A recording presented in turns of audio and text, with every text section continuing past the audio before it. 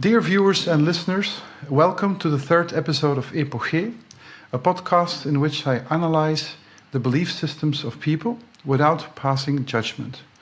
That is the real significance of Epocee in Greek, and today I have invited Anneke Lucas, author and survivor of extreme abuse, and advocate for people in the same situation. Anneke, welcome to my show. Hi, Bricht. Very happy to be here, and thank you for inviting me. It's very significant to be back in Belgium. I can imagine. I read your book, and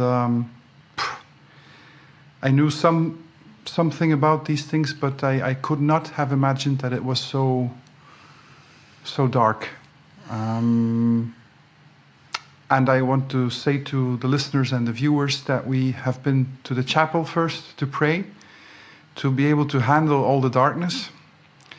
And I know that for a lot of people this will seem like totally, absurd, and maybe they won't believe what you say, but I can say now that I believe you. I see. Okay. Yes. So I would say meditate. I meditate. I pray too, but I'm mostly focused on meditation, I guess, coming from the Eastern traditions. Mm-hmm. But yes, to be in that stillness, I don't think without spirituality, it would be possible to get the understanding that I feel that I have been able to gain over the years, because these events are from my childhood, and I'm almost 60, so I have more than 30 years of healing, and my whole life has been dedicated to this. So if you say people might not believe me, not too many actually. I do get attacked, obviously, but yeah. I'm not really worried about not being believed. That's one of the things I find particularly inspiring in your story, that it is just not just the sensationalism of the abuse you have suffered, but that you have also overcome all these shocks and the things you've been through. And you're even now a yoga teacher and inspiring other people. And, if anybody would be in deep trouble, you can serve as an inspiration. And that is why I have invited you, basically. Oh, thank you. I'm not a yoga teacher anymore, but I did, I practiced yoga, and it was a very important part of my healing. Yoga, and then separately meditation. And then I created an organization to bring yoga into the prisons in New York. So I did that for 10 years as well. Okay. And so in those prisons, I guess you find a lot of people with trauma, just as you had. Mm-hmm. And that would be the parable of the wounded healer, I think. If you cannot heal another person if you haven't lived through the same thing. Right. A lot of trauma, obviously a lot of people who are there essentially because of trauma or or poverty, unfortunately also, because I was also in the jails in New York City, but where basically people are put because they don't have money to pay bail for, whatever, a misdemeanor. But I was really there because prison is itself a very traumatizing place, and people are treated in prisons as the lowest of the low and as completely worthless as human beings. And this is very much how I was treated as a child. And it was very significant to go and to bring hope, to, under the pretext of bringing yoga, to bring hope and connection from the heart with people that are being treated that way all day long, just as I had. And I never had anybody coming to give me hope. Yeah, that's also something I really will get into some details that always spoke to me when reading your book. That is how much love you felt for your perpetrators, in the sense that they abused you horribly, and you always tried to see the person doing the abuse. Well, I think that my answer, if I may speak on that, it's going to be a little extended, because Take your time. That love for the perpetrator. So I was 6 years old when I was first trafficked into the network, and my mother or my stepfather really did not love me at all. So I didn't get love. I had been loved by a caretaker in the first 3 years of my life.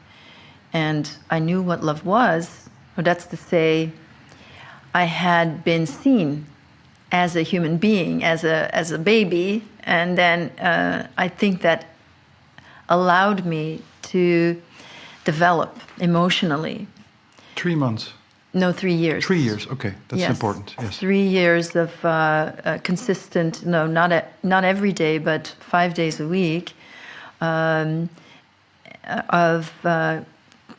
caretaking and sweetness and real nurturing. So you had a reference? Oh, yeah. Okay, that's so important. I had a reference of being seen as being innocent and cute, and she healed me. She actually wrapped me on her body with sheets so that she could carry me always, because she must have known that my mother was abusing me. At 3 years old already? Oh. In infancy, my mother was abusing me. That's not in the book? No. Okay, interesting. Please continue. Yes. So I was on her body, and I have had memories of her sweetness, of her being viewed and feeling warm and feeling, this warm love.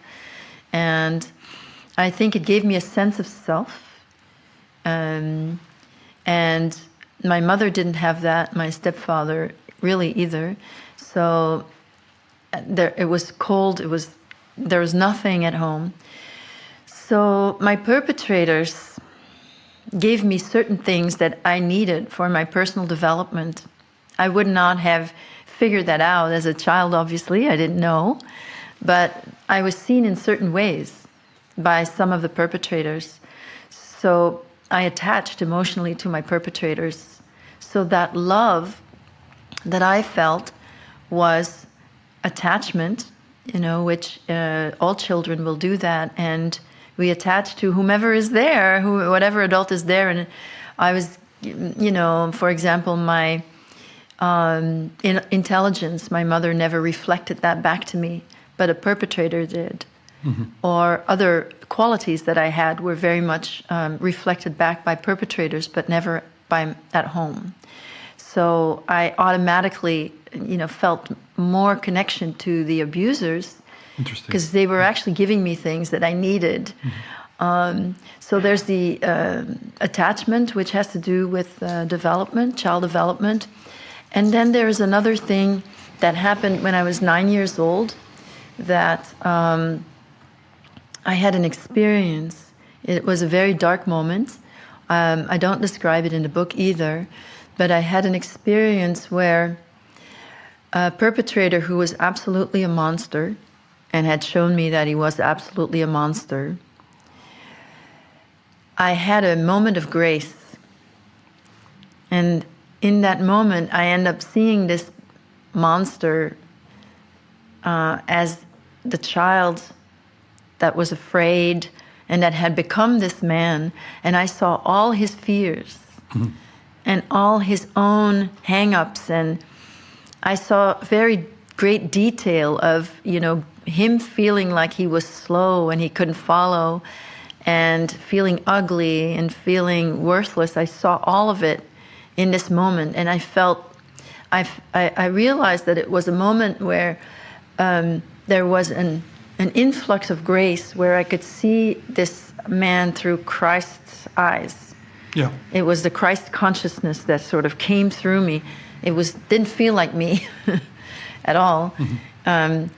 You saw him with the eyes of God, like a patient. Yes, and it was the moment of passing, by the way, of a little boy in the network. No. Another one. Yes, Wouter. Yes. Wouter. Mm-hmm. So Wouter was my little friend. He was only 7. And it was the moment of his passing that I felt like this light spirit that Wouter was. And then I felt this Christ energy moving through me. And right in that moment when I would have hated this man the most, I actually saw his own child, and I saw that the reflection that he was the little boy who felt slow, which is what Wouter was technically. He was slow. And so that he had to killed that boy. For what purpose? Because what I would like to understand is their psyche. I understand a bit through your book, but please elaborate as much as you can, because I really want to understand. Yes. So I was in the network for 6 years, and so this is the Belgian network. I am Flemish, as we know, and I speak Flemish, but obviously English. I'm much more comfortable with English in this speaking about these subjects, since I've been gone for more than 40 years in Belgium. So now you live in the States. And I live in the States. For the audience, yeah. Was that a conscious flight away from what happened here? I guess so.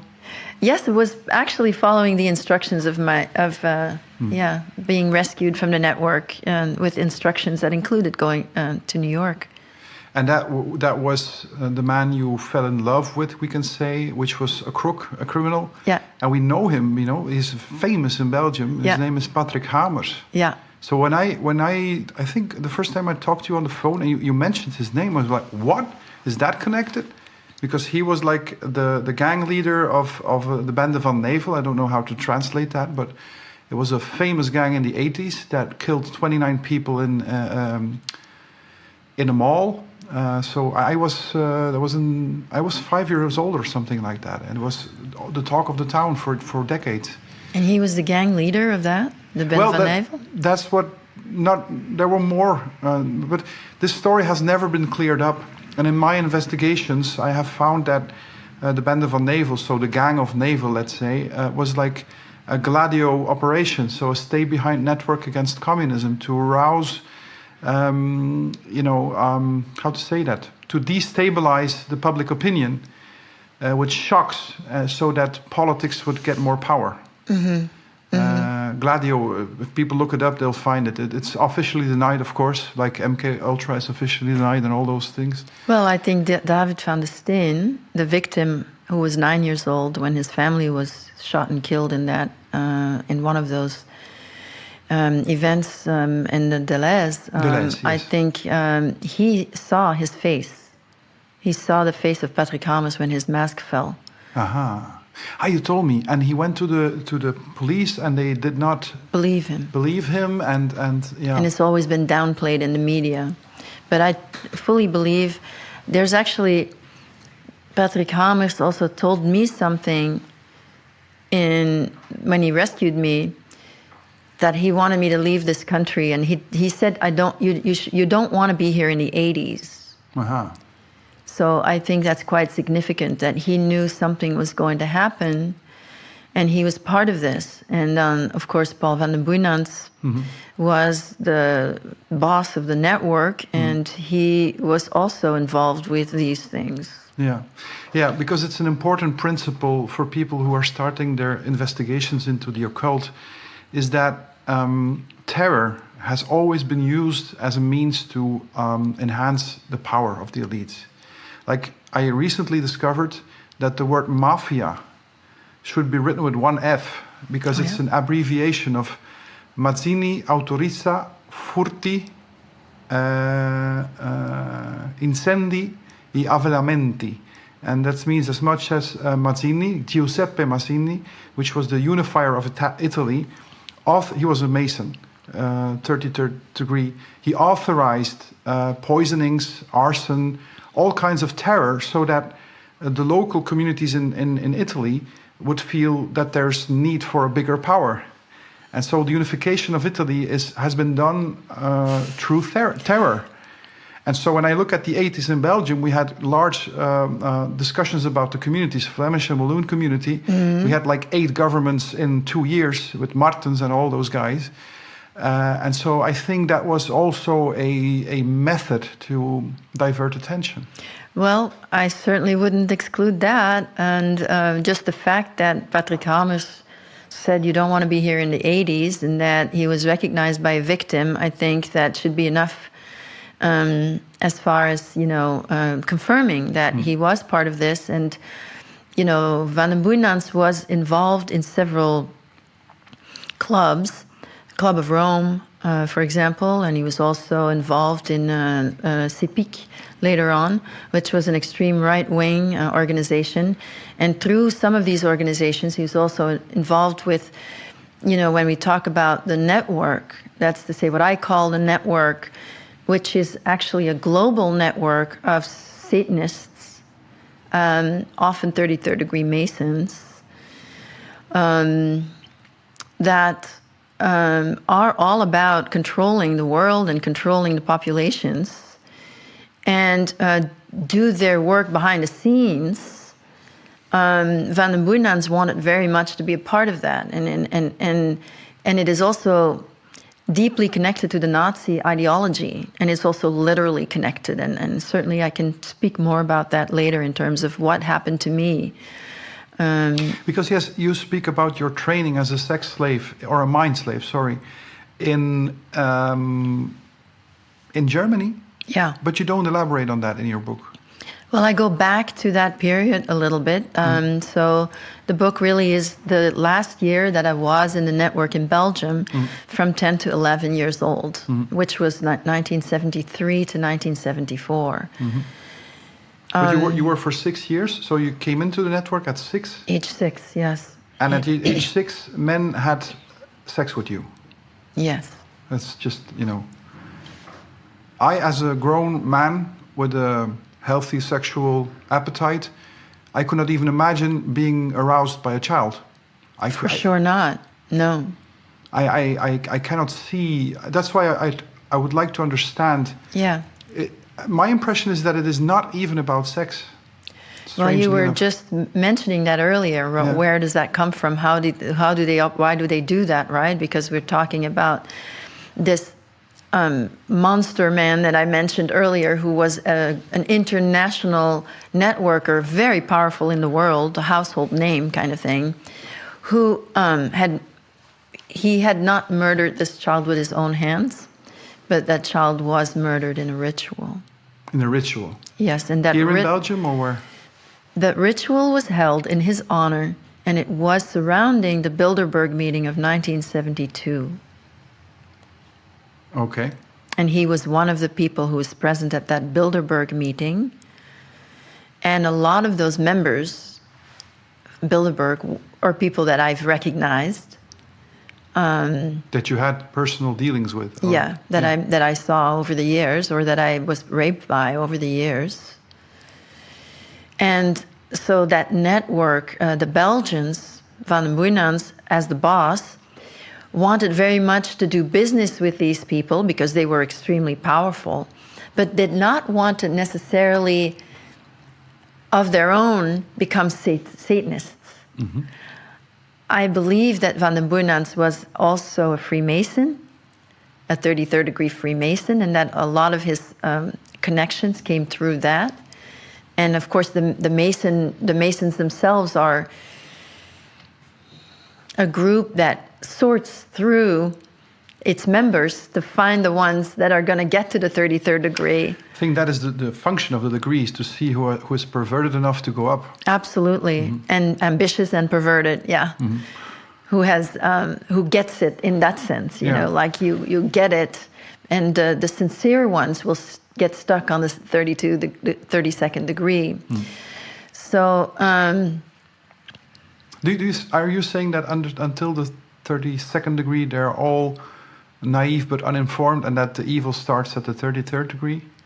Well, the real evil, it's satanic at the 33rd degree, yeah. Okay, and so that is like do as thou wilt, and then what they want to do as thou wilt is, again, basically the subject of what is their motivation, yes? So we're talking about the ritual in which my little friend was killed. The monster man, who was the international networker, that ritual was set up in his honor. Mm-hmm. And so Van den Boeynans was there. I don't remember the location, but it was beneath a cathedral or something. It was in a place with vaults. It was an ancient vaulted place. I don't remember if it was in Belgium, but there were definitely a lot of Belgians there, regulars of the network. But it was done in honor of this international guest. I and this little boy had been given to this international guest, one to be sacrificed, one to be raped during the sacrifice. Yes, and this little boy, which is Wouter or another Wouter. one? Wouter was killed. I believe you wrote torture to death, and you were not. At that I was occasion. raped. Yes, you were raped. Yeah. Yes. Mm-hmm. By this hot shot, or by more guys, or you were exclusive to him, I have the impression. Just for that ritual. Yeah. That the Belgians put on, because they were not real Satanists, but they did it for him. But they would do those things anyway, but maybe without the capes and without the symbols. So you saw that the capes, the symbols, the ritual aspect of that, because now you have series on Netflix where they wear capes, like, I don't know what the name is again, but it's about secret societies, and that is always so funny to me. In Hollywood, they present reality as if it were fiction, right? And in our press, they represent fiction as if it were reality. Yeah. So this is another mindfuck. Sorry, my French. Another twist of the mind, and the more I become awake, the more I see it, that they try to confuse us, confuse and conquer, and so all to make sure that we don't find out this secret, that those very visible people at the top, and some not so visible that are sort of behind the scenes, are not only satanic, but what that means, I think, the Satanism and the belief in Satanism is a justification, a very complex justification to dump unresolved issues, trauma, pain onto a victim. And the cycle, so when a man kills a child, or when a man has a child killed, wants that to happen, is raping another child while another child is being butchered to death, that is how high he gets from that. That is because when children are abused, and this is a culture of abuse, by the way, it's a culture of trauma and a culture of abuse, of child sexual abuse, by the way, the elite, that when a child is abused again and again in his own family, that there's little parts, that give up hope. Fragments. I call it parts, but every time there's a child inside that gives up hope, a child that gives up hope that someone will ever see them as they are, understand their pain. When a person gives up hope, there's a little death that occurs inside. And in my experience, the people that I was dealing with, they were as if walking dead. They were full of little dead parts, and they came to life through putting that death on someone else, because in that moment they feel, it is sort of the reverse of life. Yeah.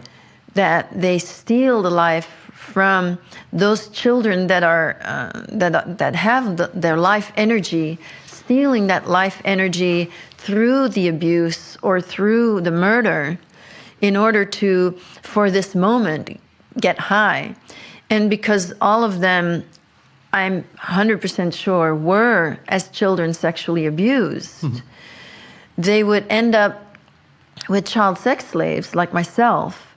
And then in that situation, with a child who, like them in that moment, was completely powerless, and they also could dispose of me if they needed, so that there would be never a witness to their so-called weakness. They can keep the control and or let's say the idea of power, the idea of control on the outside with their lies, while going to the other side of their own helplessness, humiliation, and powerlessness from the moment that they were abused and then the moment they gave up. So they have to get their life energy through false means. And I believe that the sexual abuse is the most raw way in which these people get to feel the power that they didn't feel in the moment that they were abused. But there is more rawness than sexual abuse in your book, like the torture scene that you describe. I think that might be the most raw. Well, that was the most raw for me. And there's That was the for me personally. That was. Of course, yes. I really had my. But there's something that's there was something that struck me in your book was, at a certain given moment you had given up so completely. You never gave up fully. No. But you came close to giving up. That one of the perpetrators, I don't know in which chapter, actually threw you away through the room and he said, you're dead already. And so they're not interested in somebody who's dead already because they cannot suck any prana or chi or how you want to call it out of you. That was Van den Boeynants. That was him, okay. But then later I realized, because I was affected by that, I felt actually insulted, like I'm still alive, you know? No. I didn't feel that. I felt guilty. Guilty? I felt that he was right, and then I felt guilty that I'm dead. Whoa, not too fast. You felt guilty that you're dead. I don't understand. Because that's what he said. You know, to let you know more precisely what happened is when he started to beat me up. This is Paul van den Boeynants, and I was, I don't know, 8, 9 years old. He beat you up to check if you would respond, if you would... He wanted me to scream. Yeah, he didn't. Yeah. And I didn't. But he also looked at me as if we were going to play a game. So I thought he wanted me to hold out. Okay. So I thought he wanted me to not do what he wanted, if that makes sense. Well, yes, I follow. And then he gave up on you, and you felt guilty for not playing the game right. Well, he gave up, and he said, "You're so dead. Nothing to be done with you. T'es tellement morte." Blah, blah, blah. I was like, I feel dead, and I felt, now I'm bad. You know, I'm dead. As a child, yeah. Mm-hmm. I just took it, and then later on, I realized that he really had been speaking of himself. Projection. That he was projecting, and that I got this insight into him for a moment, you know, in this very dramatic moment. I got this, it's like his soul flew out of his eyes, and I got all this information that he was like this cardboard figure, that he just needed to be on top all the time, and that all of it was that he was so afraid that underneath that he felt like smaller than everybody else. He was always so superior, and he was very dramatic. Mm-hmm. Talking about his dramatic qualities, for international audience that might see this video, he was the prime minister twice of Belgium. So we're not talking about some low-rank politician. And I do remember when I was a child, he had been abducted by the Bende van Nevel, by the gang of Nevel. And then he had... By the Bende van Hamers. The gang of Hamers, yes. Yeah. That's pretty much the same. So they knew each other, so that was a play. And I always had the intuition, even as a child, watching the television, he had this press conference where he was interviewed by, 100 journalists. Hundreds of journalists, yeah. And it was the most widely attended press conference in the history of Belgium. Yeah. And all the flashes came of the not telephones, no, but the cameras. Yeah. And he wore glasses. Yeah. Because he said it was pure acting, and I felt it was acting. He said what he was doing to children. He said he had been chained to a wall in a dark basement. Yeah, so that's a projection again. And that his eyes hurt from the flashes because he had been blindfolded for months. Yeah, because he had been in the dark. Yeah, and yeah. I just felt here in my stomach. You realized that he was lying. Yes, but I could not pinpoint it. Mm. And then I'm, as you know, a monetary economist. I started investigating the monetary system. And then I thought, it's obvious that when you print money, that you create inflation? How come that nobody can see it? And then I started to investigate the occult side and the history of money printing. And then you come to ritual child abuse going back to Canaan. Wow. And that's how I came to this subject. Yeah. Wow. Yeah. And so slowly but surely, I also saw, like in Belgian politics, I think Belgium is one of the most satanic countries in the world. I feel very dark energy when I come here. I don't live here anymore. I cannot live here anymore. I might come back, live here anymore. Your feeling has changed, you told me, about Belgium. But in the 80s, it was really a dark place. Well, in the 80s, it was a dark place, and even in the 90s. And I haven't lived here since 1981. Mm-hmm. So a few things about that. I was born in that year. Okay, so that's when I left. So a few things about that is that I didn't know the name of Patrick Hamers. So Patrick Hamers was Patrick to me, but I also had really blocked him out completely. And when he came back, I actually had images, and I had the description, and I had information. And at one point, I spoke with Regina Louf. Mm-hmm. Oh, okay. So that was in maybe 99 or 2000. I was introduced to her, Douglas de Koning, the journalist. You know, I had been speaking to them. Can you explain one moment? Douglas de Koning is the journalist who wrote a book about the Dutroux case. The Dutroux case, in which 30 tests. And that's so. Later, he wrote another book about 30 witnesses that were about to testify about basically about the existence of the network, the VIP network in Belgium, who then ended up dead. They shot themselves through the back of their head with a rifle and stuff like that. Things that are impossible. Yeah. So Douglas de Koning wrote an extremely detailed book about the Dutroux case. So the Dutroux case was in '96. One pimp of the network got caught, who immediately said that he had friends in high places who would protect him. And then the next 8 years, survivors came forward, and Regina Louf was the one who had the most detailed recollections. Unsolved child murder cases were opened based on her testimony, and her testimony ended up being cut off from the case, as well as all the other survivors' testimonies.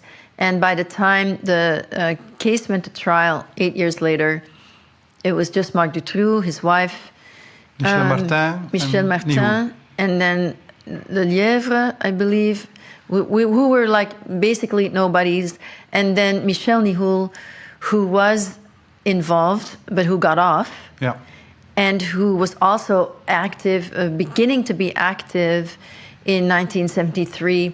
When I was there. Yeah, we'll talk about that guy later, because I really, this is to me the biggest monster. You might have seen others, but it's incredible. And the life he had afterwards was actually a life of a celebrity. Mm-hmm. But let's talk about that later. I first wanted to go to... No, I feel you haven't finished what you wanted to say. Well, we had started to talk about...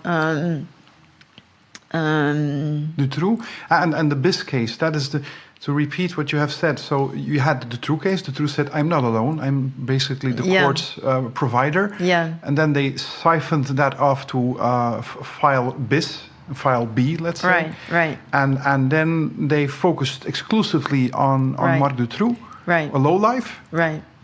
And we wanted to give context because of Patrick Hamers. And Patrick Hamers and Paul van den Boeinans. So... as you know, I was rescued from the book. I want to say I didn't know the name of Patrick Hamers, but I described him to Regina Louf in a phone conversation that we had. She actually doesn't remember it, because she said a lot of survivors came to her around that time, and I was introduced to her by Douglas de Koning, and then briefly, and then we spoke on the phone once. And in that conversation, I described Patrick Hamers to her, and she said, oh, sounds like Patrick Hamers. Then I looked him up and realized that was him. But I didn't know anything. Really? Because I wasn't living here. And it's not like I was following the news here. Well, so I didn't know of him. Are you talking about the 80s and the 90s where you had 80s left? and the 90s, I wasn't here. Okay, I understand, yes. Mm-hmm. So I had no idea. And but Patrick Hamers rescued me, and in exchange for, because this was considered his great weakness, that he wanted to rescue me. In exchange for that, he went to work for Van den Boeynant. Uh-huh. That means that 15 years later, Van den Boeynant, who was the boss of the network, and Patrick Hamers owed him one. First, Van den Boeynant was caught for tax fraud, 130-something counts of tax fraud, was sentenced to a suspended prison sentence of 3 years for his services to the country, was suspended, and a large fine. He went in appeal, and his name was in disrepute. For his pension, though, for his retirement, he actually had wanted to become mayor of Brussels. Mm-hmm. Now, he couldn't run. And I happened to have read this online in an outtake of a book by Wilfried Martens, his biography, his autobiography, where Wilfried Martens describes the scene that Van den Boeynant came to him because he wanted to run as mayor of Brussels. He couldn't. Wilfried Martens said, "There's no way you can't run," because his name was in disrepute. He was completely distraught. That's the scene I read described. Then Van den Boeynant is kidnapped a while later. Mm-hmm. A month later, he comes back, and he has the most widely attended press conference of the whole country with his glasses and his... I remember. Qui m'a enlevé? Huh? Remember that? Yeah. Remember that dramatic? Yeah. It was so dramatic, they made a song from these lines, or Qui m'a enlevé, which was very funny, because, of course, we know now who kidnapped him. Yeah, Patrick. And no, he himself. Yeah, of course, yeah. But they blamed it on Patrick Hamers. But then, obviously, they went through the motions. Yeah. But the cops who describe finding Patrick Hamers, they describe going through hoops and as if all these doors opened magically in order for them to even find Patrick Hamers also. And then once he was caught, that's it, then they drop you. Yeah, he died in a prison cell from hanging from a radiator. From a 4-inch tall radiator. 4-inch tall radiator, he hung himself. He was 6 feet tall. It's just, it reminds me of Epstein.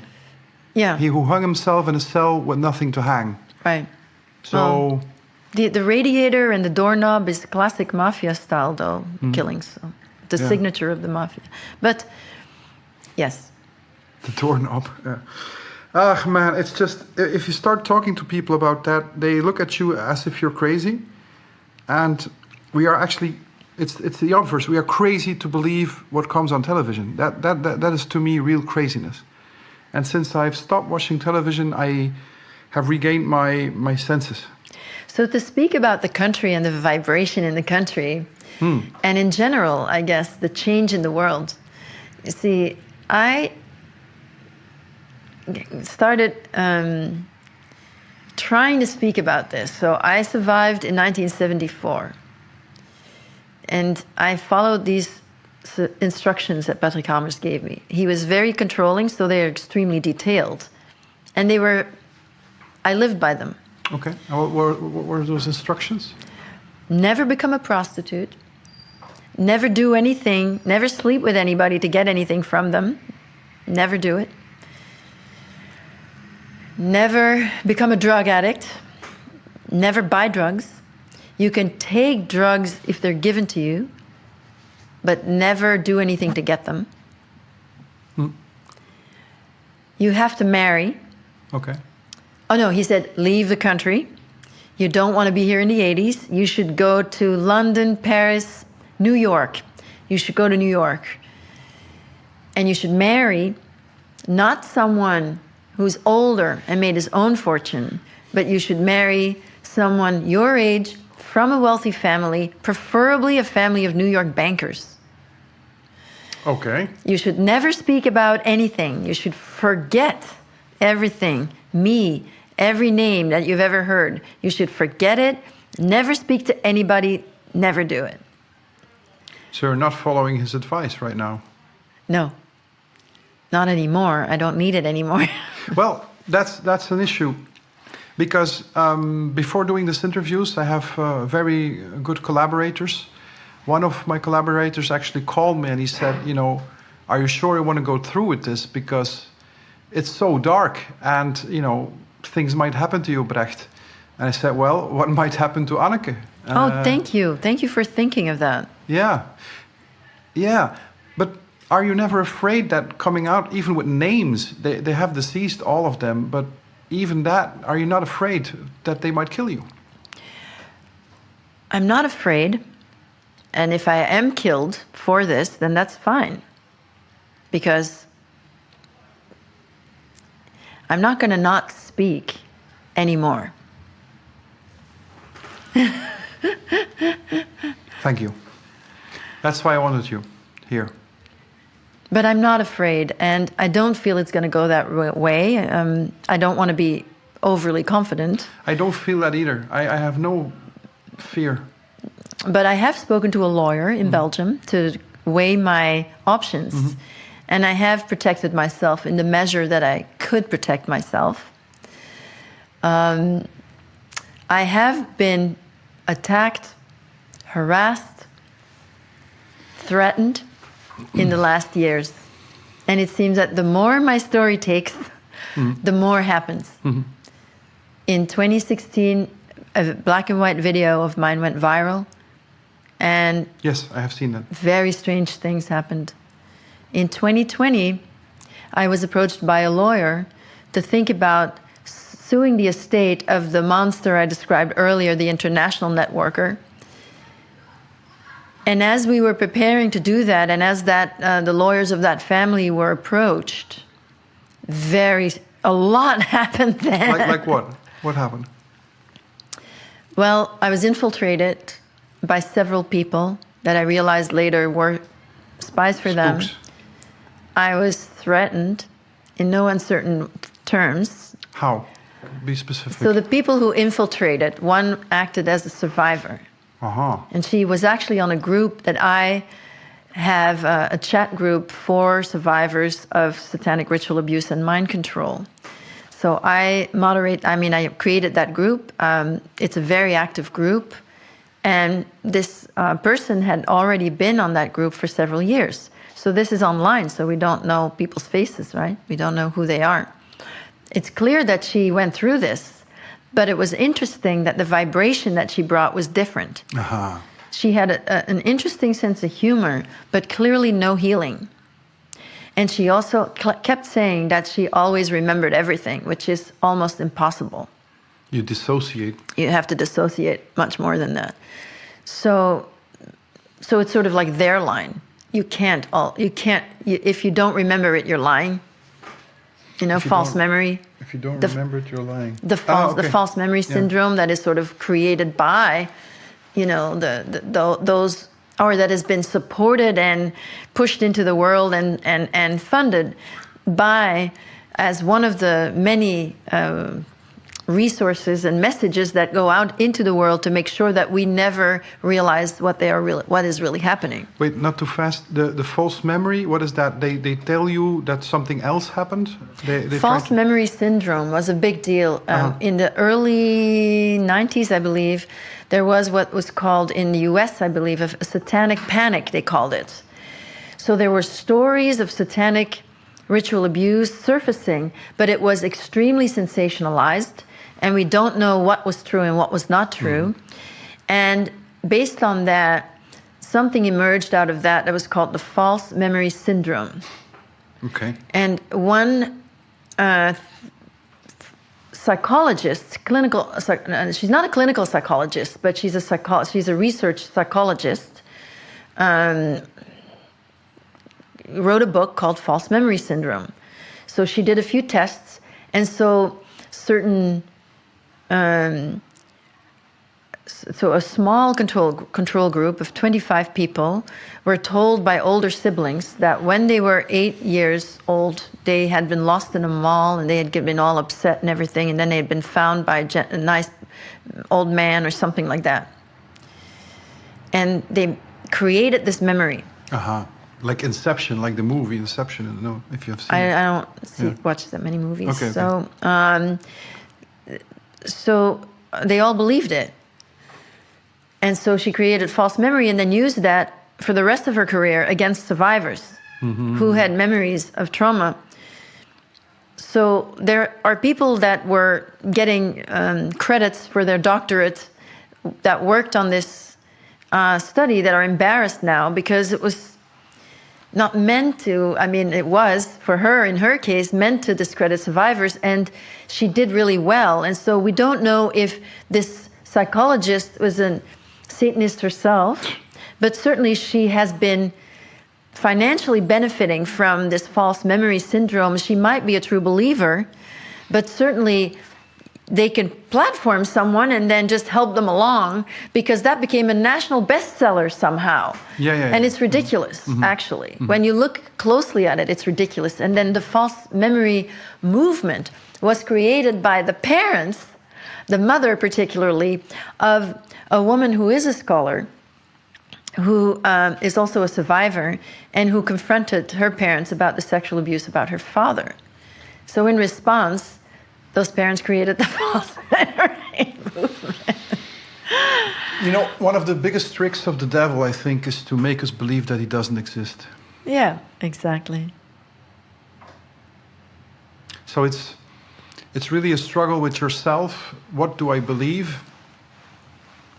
And what is too sensational for me? And you talk about the sensationalism that they use. Yeah, that's a technique. Well, it is sensational in and of itself, but the way they broadcast it, to extremes. It's like the most extreme, the greatest extremes of darkness, really. Yeah, you have like script writers in the CIA when there's a coup, and they prepare the press for an intervention against Gaddafi or Saddam or Assad. Then you get all kinds of reports of torture of prisoners. And over the years, I have seen something coming back always in those stories, and that they were anally raped with a brush you use to clean the toilet. And I saw that same story in 3 occasions coming back. I was like, or there is like this international agreement to rape prisoners with, or this is just a script. And the more you learn about the occult, the more you see that they use sensationalism. For instance, a woman died of COVID, and they had to kill her dog as well because the dog also had COVID. So it's just adding this little extra so that people feel sorry for the dog and really go into the emotion. And it's childish, really, but the masses, in a certain sense, are childish. They're not always grown up. I wouldn't be so down on the masses. So it goes back to a little bit with, the atmosphere in Belgium. So when I arrived here yesterday morning, I have to say, when I used to come back here, I used to be met, and I think especially with the Dutroux case, what happened then, because the Dutroux case, in my experience, as far as I know, this was the only case where the international newspapers were talking about the elite pedophile network of Belgium. I read it in the New York Times. That's how I found out about it. It was all over. And it was all over Europe, for sure. It was huge. It was. All over Europe. And it was accepted in the beginning. Remember, I don't know, you were too young, the White Marches? Yeah, of course. 96 was that. I was 15 years old. And that was because the sincere judge, Connerot, had been fired for technicality for eating a plate of spaghetti at a fundraiser for the victims. He had been fired for that. And then, of course, he was replaced. Regina Louf's investigators were replaced to make sure that the sincere people would not get their way, because he had promised, Connerot, the first judge who got fired, had promised the public to get to the bottom of this. Shouldn't do that. Well, it was inevitable, I believe. Yes. But somehow Belgium was the only country that I know where this whole thing came out and it was all over and it was in the mainstream media. And then it was suppressed again.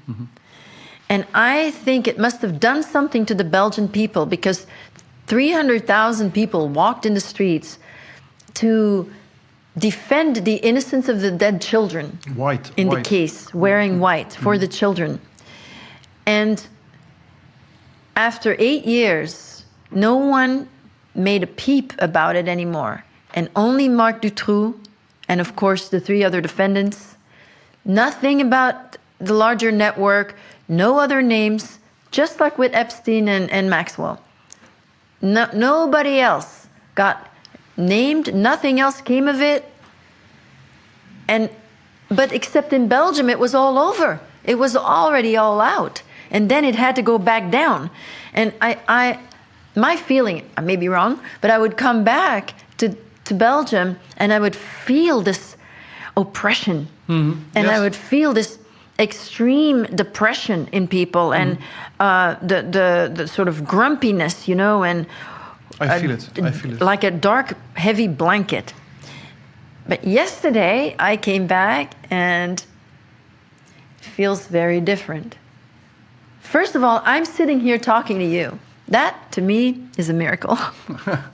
That alone means that not only is the world changing, but Belgium is also changing. This is possible. I'm skeptic. I come from not being able to go anywhere with my truth. No one wanted to know it. I couldn't find a therapist for 10 years. This is to speak about these things privately. And obviously, I'm not crazy. So if I'm speaking about these things and a therapist says, I don't believe you, which did happen one time, that's them. Yeah, that's interesting. I have philosophized quite a lot on the definition of crazy. And mostly it's just a quantitative issue, isn't it? If you have a minority opinion, you have something in politics which is called the Overton window, and that is the window of acceptable opinion. And if your opinion is outside that, oh, I see. The only thing they can do is either ignore you or ridiculize you or, medicalize you, like you have some condition. It's like you would be at the beach and a pink dragon would come out of the water. That's the equivalent to them. Right. And that is changing. That is changing. And I think the internet has a lot to do with that. Like this podcast culture, that's something of the last 5 years. I think they're losing control over the narrative. That I do see. And that narrative, all the world's resources that end up in their hands are used to protect the lie. And it costs more and more. And the lie is that what they do behind closed doors and is exactly about what I survived. That's the lie. Yeah. Let's talk about that a bit. Because I don't want to be sensationalist. I don't want to be a voyeur talking about the really dark stuff, but I do think it's important just to state what you have been through. And, I wouldn't know where to start. How many times have you been raped? You cannot know, of course, but you have made an estimate. It was about 4,000 times, if I recall correctly. Well, I don't remember. I did a little calculation. Yeah. But let's just say that I, at one point, remembered 200 men.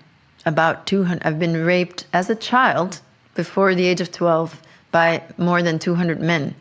Huh. And, of course, many of those were repeat offenders. So I know that, it's thousands of times. Okay. Yeah, the exact number isn't important. Once would be too much, but it's just to show the gravity of. We'll get back to that. There's another thing I'm really interested in. Your mother. she brought you. You described this really well. You had like dinner at home, and then she said, "Come on, dress up." And then she brought you to one of those castles, knowing full well what would happen there. What kind of... Actually, Patrick Hamers was the first one telling you she's no good. Right. What an irony, because he was no good. Right. He tortured you. He put a pen in your knee, in the back of your knee, and you still have penknife. A penknife in the back of your knee. Yeah. Out of some crazy twisted idea of love. Romance. Yeah. Yeah. And then later on, I read that he had suffered the same by his father. So these are abuse patterns. Have you any knowledge about your mother being abused? Is that something that has come down the generations? So my mother has all the symptoms, or had all the symptoms of a sexual abuse survivor, victim really. And she lost her mother at age 5. She was born in 1939, right before the war. Her father went to a concentration camp during the war. He was a prisoner of war in a concentration camp. He came home in 1944. Her mother was pregnant right away, and in 1945 her mother died. So she was just under 6 years old, which interestingly is the age that she put me in the network. Aha, yes. That I was. Yes. So my mother acted like a 5-year-old girl. Yes, the psychology of your mother is incredible. You could actually boss her around until she punished you for doing that. Right. And that's, unconsciously. So when you say she knew full well, I take issue with that just because her denial was so strong. She had to see herself as good, as a good girl. The ego wants that. The ego wants that, but the little girl part that needed that also. So there were this little girl who had to be the good girl. Yeah. Mm-hmm. It's true that the ego, you need to see yourself as good, and it's extremely painful and difficult. The shadow. To go to the shadow, which of course that's the work, that's the healing. That's the healing work. But my mother, with the mentality of a 5-year-old, of a very abused, very heavily sexually abused girl, who really had me as her only victim, my brother probably too, but not as much. Do you have contact with your brother still? Minimal. Minimal, okay. So, yeah. But my stepfather was my brother's father. So he's a half-brother. He's a half-brother, and I think that my mother didn't put my brother in the network because she would be worried that my stepfather would step in. Whereas with me, my stepfather just let her do whatever she wanted. Yeah, and he knew. Or he didn't. I have the impression... His denial was as strong as hers. Mm-hmm. So he had everything to know. He didn't want... But he didn't want to know. He was traveling a lot. And he was away, and so denial is very powerful. And my mother's denial about herself was like a spell. Like, she had to be good. And so in the face of evidence, my mother would just ignore the evidence. The wounds, the limping. I mean... Yeah. That's what Mark Twain says. Denial is not just a river in Egypt. That's for sure. It's indeed very powerful. I also see it in Corona. It's obvious that our governments are pitting people against each other. And when you just share that observation that our Prime Minister has tried to pit people against each other, they don't want to see it. People don't want to see it. That's a smaller case, okay? But I think when heavy abuse comes along... For instance, she left you in one of those villas for 5 days, starving. And then she came back for you. And it's a very psychological scene you describe, where you hear the car coming up the driveway. Then she turns off the key. So there's this tension. Will you come out, or will she come to the house? And she doesn't come to the house. She turns on the key again, and then she knows she gets you because she gets you because you run to the car. Please take me with you. So those kinds of. And would that be... she might have thought that I was dead. Nah, I don't think so.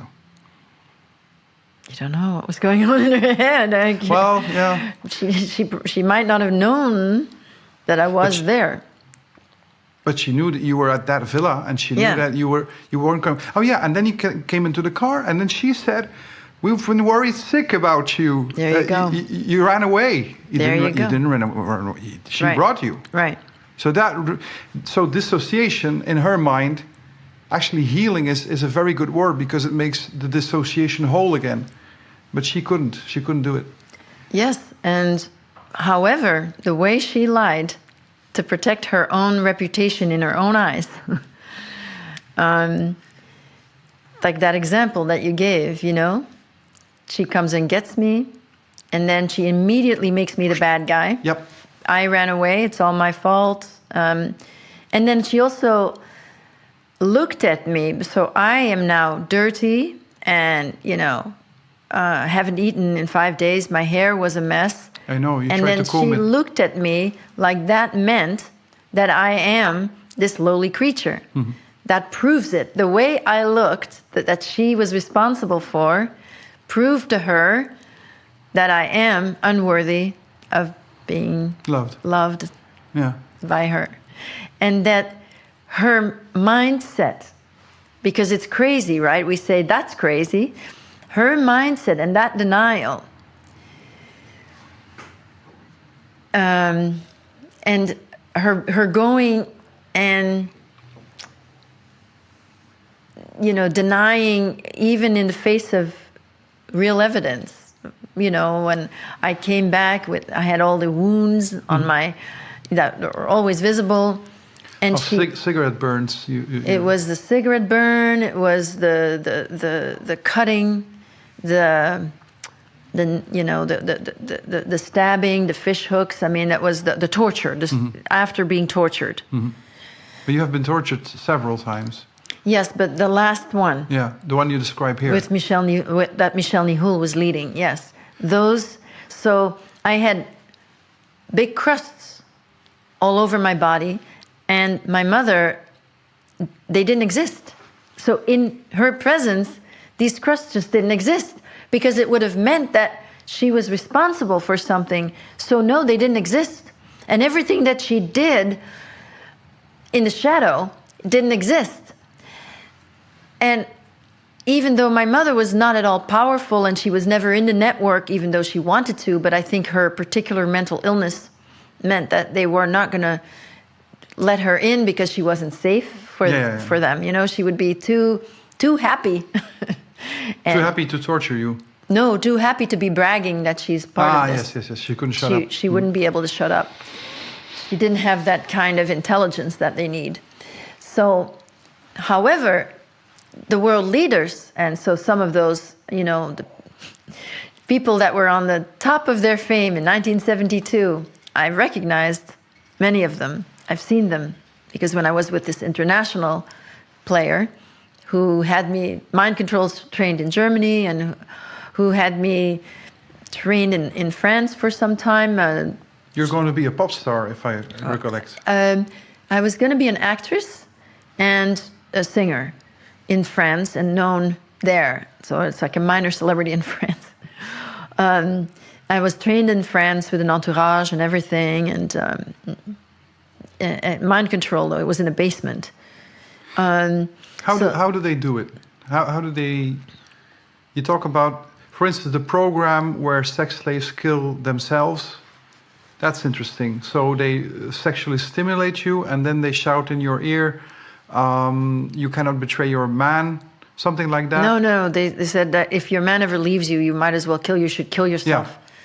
So, but is that enough, really, to program your mind? That was not the only one. I've had a lot of suicide programming and a lot of programming to make sure I wouldn't remember also. For example, the doctor who was in charge of the clinic in Germany, or it was not a clinic, it was a place in Germany, who was in charge of the mind control. His name was Hans Harmsen. He was a very scary guy. What he would do is he would grab my throat, push, and then point at his face and say, "Was bedeutet das?" What does that mean? And then he would strangle me. And he did that repeatedly. So every time, he would say, "What does his face mean?" "Strangulation. I'm gonna die." Strangulation. Okay. What does his face mean? Yeah. And he did it many, many times.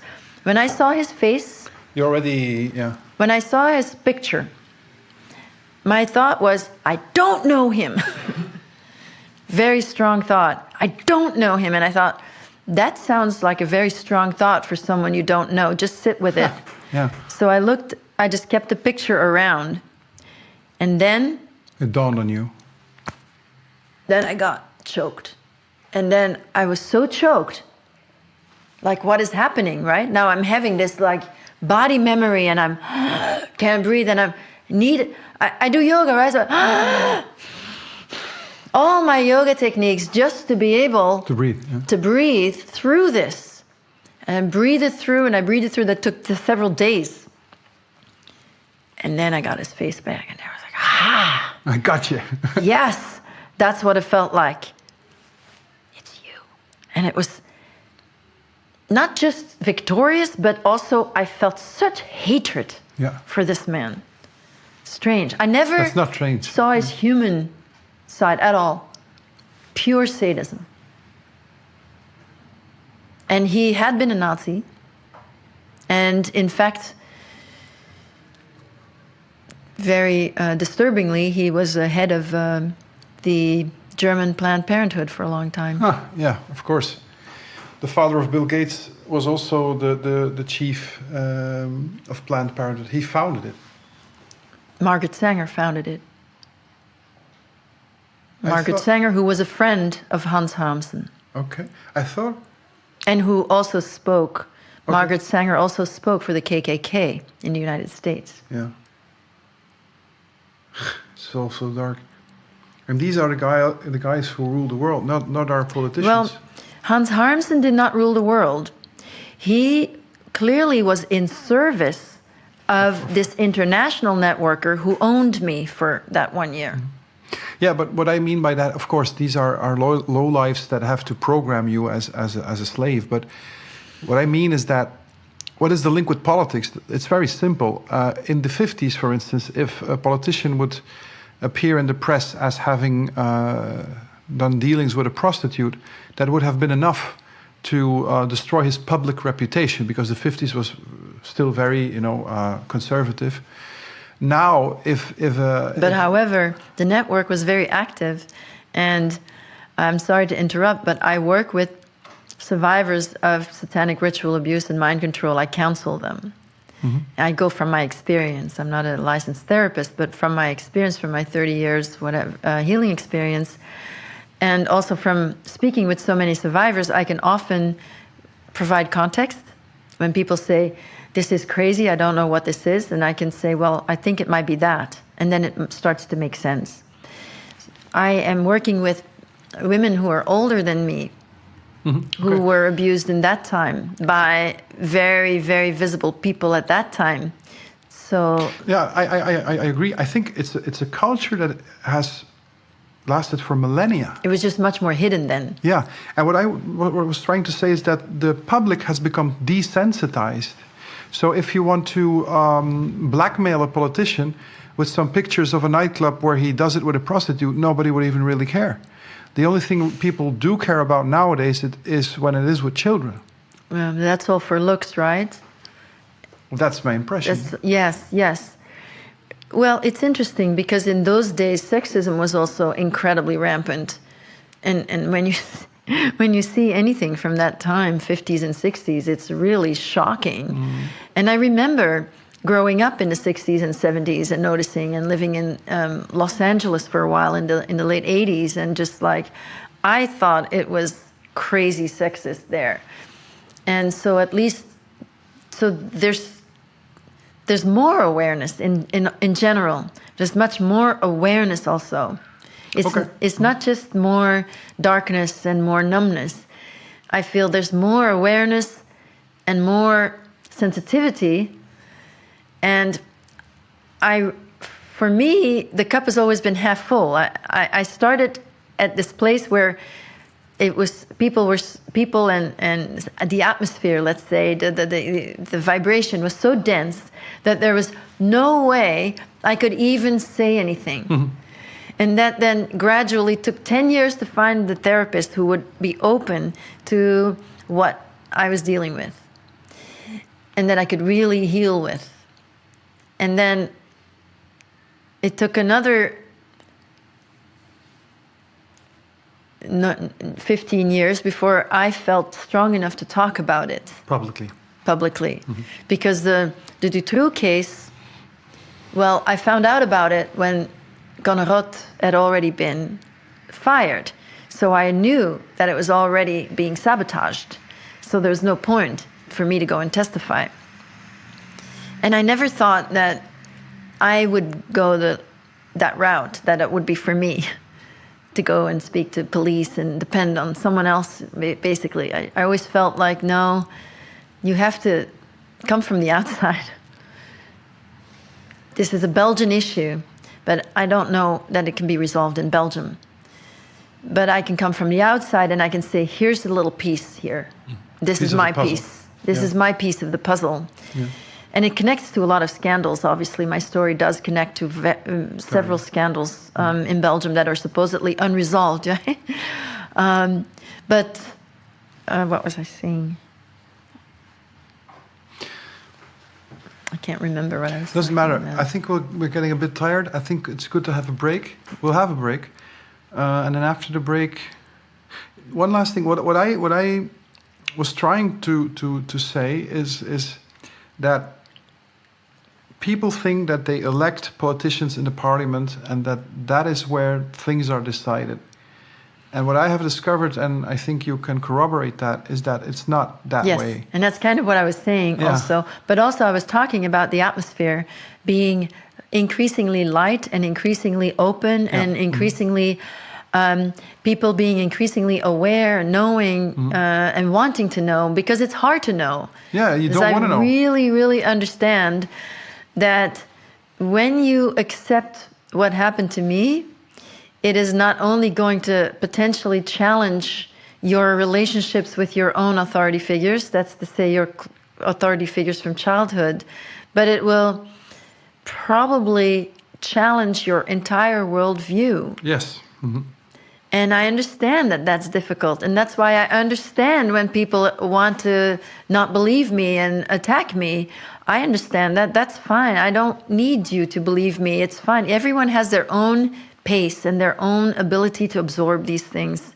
And I'm not doing it for those people. It's fine. I'm sharing my story because there's been so much pressure for me not to share it. That's really why it needs to be out. I don't want to give in to this pressure that I cannot speak about my own story, what happened to me, just because the people who misbehaved around me want to keep protecting their lies. That's why I want to speak out. And of course, I'm motivated by the children who didn't make it. It's like they don't. It's like to the world. It's like they never even existed. That's not okay. They did exist. They had names, and it's to honor their memory. I speak, and I will continue to speak. And it is amazing, really, to be alive now, because I never thought that anyone would want to hear. And when I went public, it's not like I said, okay, now I'm going public. No, I was being interviewed for my work in the prisons. And I just answered the question, when before I would have just dodged the issue. Dodged it. I just answered.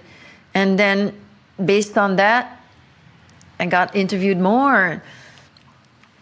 And that's how it came out. And I was always asked, for the black and white video, I was asked, do you want to do this video? And I said yes. And then they did a shoot in New York, and that was it.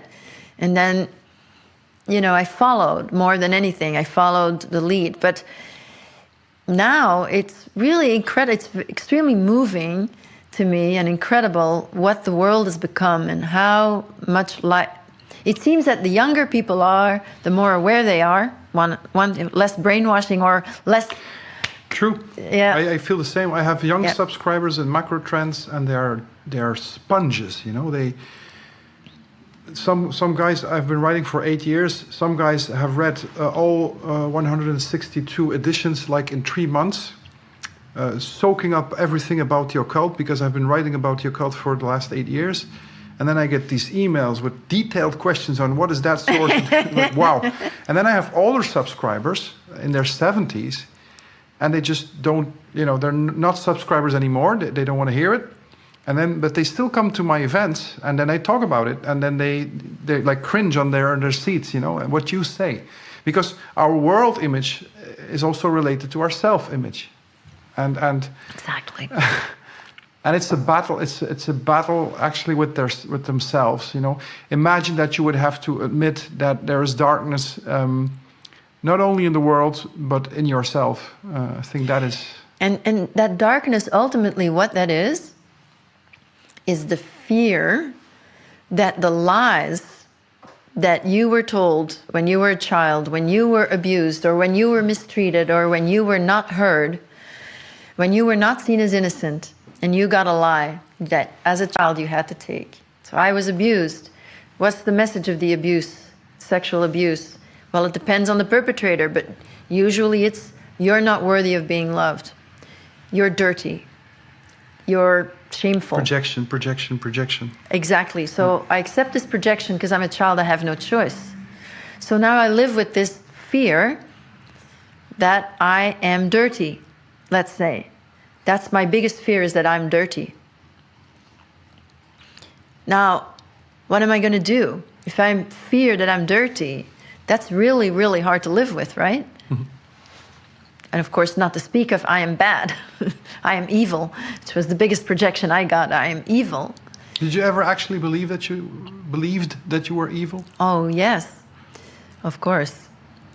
It's the fear that you are evil. Because it's the fear that it's not that you are evil, but it's that you fear that you are. But then you aren't.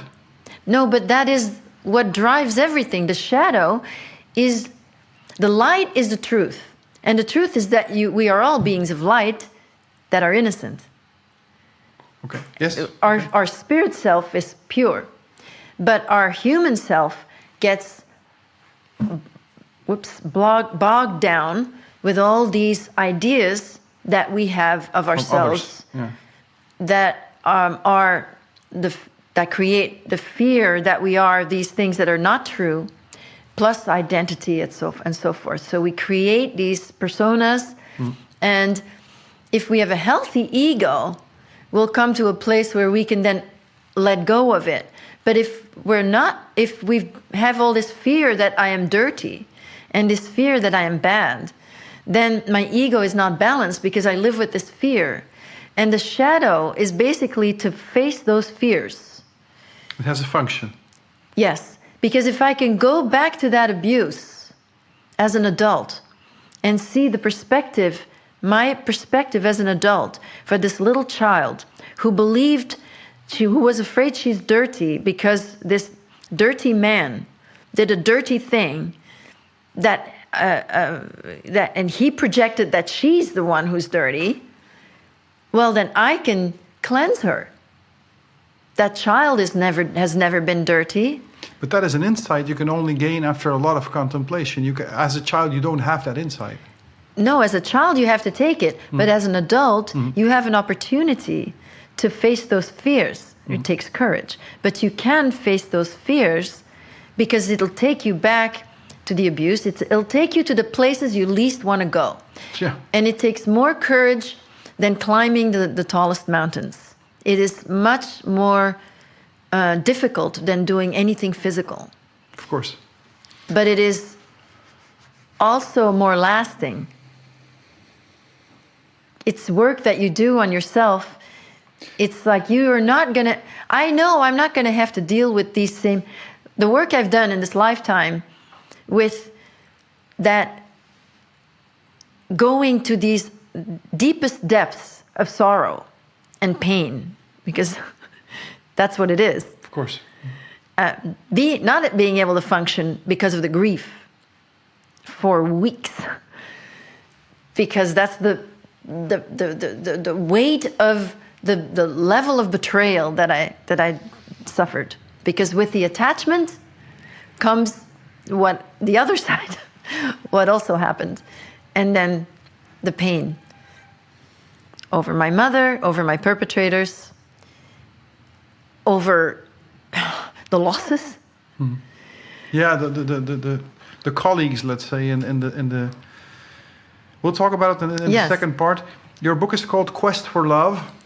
I think that is really a good title, because your only question that kept you alive, I think, was you really wanted to know if true love existed. Yes. That was your drive. Mm-hmm. So I think that's very beautiful, seeing where you come from, and I think you have found an answer. Like, it does exist. Absolutely. Yeah. Let's continue in the second part. Sounds good. Thank you, Anneke. Thank you. Good, Anneke, we have taken a break, and I believe we are ready now for a second part. And we agreed in the break that it would be important for people to have graphic images of what happened to you, because it's not out of sensationalism or anything, but people can still push this away as a girl with a lot of fantasy and whatever.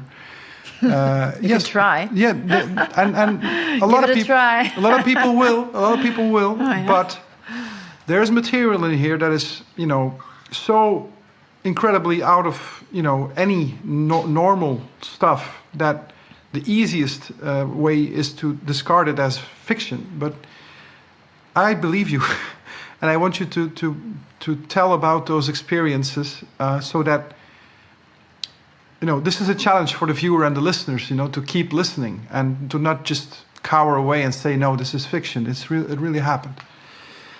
So I don't know where to start, really. Perhaps we should start with what I consider as the most cruel character in your book, and that is Michel Nihoul. And when I finished reading your book, I was so angry that I said, if I ever meet him in like purgatory, where I will end up for sure, because I'm not a saint, I'm gonna club him to death. Immediately followed by the thought, well, if I would do that, I would re-enter dualism. And the whole art of this game is to transcend dualism, going to holism and seeing everything with love. But it's very hard for me to see with love a person that has done what he has done to you. And maybe we can start with the most graphic scene, and that is when you complained as a child that you were hungry. I complained to an abuser that I was hungry. You complained to an abuser that you were hungry. Can you tell the story as you see it and lived it? Sure. So Michel Nihoul was very much the middle person for everybody there. So he was the gopher. He was an extremely big fan of Paul van den Boeynants and tried to mimic him. And he was extremely pleased. He was like the classic brown nose. He just wanted to please the big shots. The brown nose. He was a sticking brown his nose up there. Yeah. Okay, I didn't know the expression. Yeah. Yeah. Okay. Yeah. So he hated me. He always hated me, and he really hated Patrick Hamers also, because Patrick Hamers, if you will, was really young. 20 years old at the time, but he was also really condescending to Nihoul and treated him like a gopher, and of course Nihoul did not appreciate that at all. And Nihoul was afraid of him because Patrick was a killer. Right, Patrick threatened him, in fact, in front of me once. Threatened to kill him once in front of me. And Patrick got his power in the network because he was known as someone who was not afraid to kill. had a gun and not afraid to use it. And so Patrick intimidated Nihul, in front of me. But Nihul was the middleman, and he dealt a lot with the children. And he organized things for everyone, for the orgies. And even though he was never at this place, the place where I had told this man that I got hungry was in a mansion where I was taken, and I was just put in a small room while all men had meetings, secret meetings, in a wood-paneled room that I would never enter. It seemed like they were maybe secret club meetings. And I was in a little room, and so men would come all night there. To rape you. To rape me. Mm-hmm. And I once told someone who'd been there several times that I got hungry, which was true. And he apparently told Nihul. And so my mother dropped me off in a villa in Sint-Genesius-Rode. Mm-hmm. Close to Brussels? Close to Brussels. A nice white villa with a circular cobblestone drive backyard, like a back courtyard, with a rounded entry, French doors to enter. So he had set up a table, and I was there were about 10 children there. And he was mimicking, it seemed like he was mimicking the dramatics of Van den Boeynants. And when he did, usually it was in such bad taste. This Van den Boeynants was actually very funny, sometimes, with his dry humor. Cruel, incredibly cruel, but funny. But when Nihul copied it, it was... laughable. But it was disgusting. When he did it, it was just disgusting. He thought it was very funny. But he basically said, when all the children were there, that there's somebody, Elle, I'm pointing at me, that's complaining to our guests that she gets hungry, and I just want to make sure that you will never need to complain about being hungry again. So he made his little speech and a lot of pomp, and he went inside, and then he returned, and he brought a plate, and on it was basically a piece of the remains of a child. Stuffed in the oven, but already rotting. And then what happened? And he reconstructed the remains of the child on the table with different oven plates.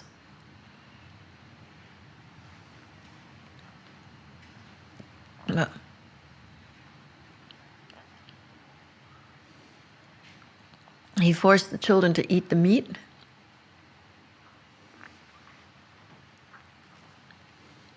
Making jokes the whole way through. And you were scared to death. Well, I wasn't too scared to pick up his tooth, because the tooth fell out. I was at the head, and his tooth fell up on the plate, and Nihul didn't notice because he was serving a child on the other side, and I just snuck the tooth out of the tray and put it in my pocket. But he did make us eat that, and I kind of just put a lot of salt on it, and it was rotten meat, but there's no way that you can't taste it, and it's just such a sacrilege. So I took the tooth, and then the next day I ended up alone at home, and I gave him a burial with a tooth.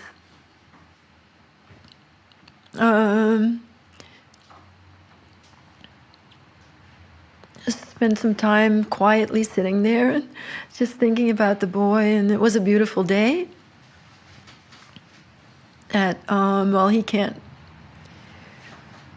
enjoy the sun anymore, and But you did what you could. I just sat there, I just sat with him, with the idea, and just tried to send him some love. And I wanted to put forget-me-nots on the grave, on the little grave, but I didn't know what they looked like, so I just went and picked some blue flowers, actually, from the woods. And that was like outside my bedroom window. As was a milk tooth. It was a small boy. Did you know the boy? Did you know who it was? Was it recognizable? No. Not recognizable, really. Blonde hair, stubbly blonde hair. And from the size, I would say maybe 8, but who knows? But maybe it was stretched out, or maybe I don't know.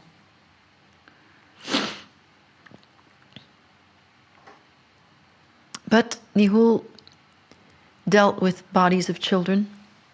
They called them cleaners. Yeah. And I know that Nihul was, at that time, he was a cleaner. Michel Nihul, this is not in the book, but Michel Nihul once forced us children to dig up the body of another child.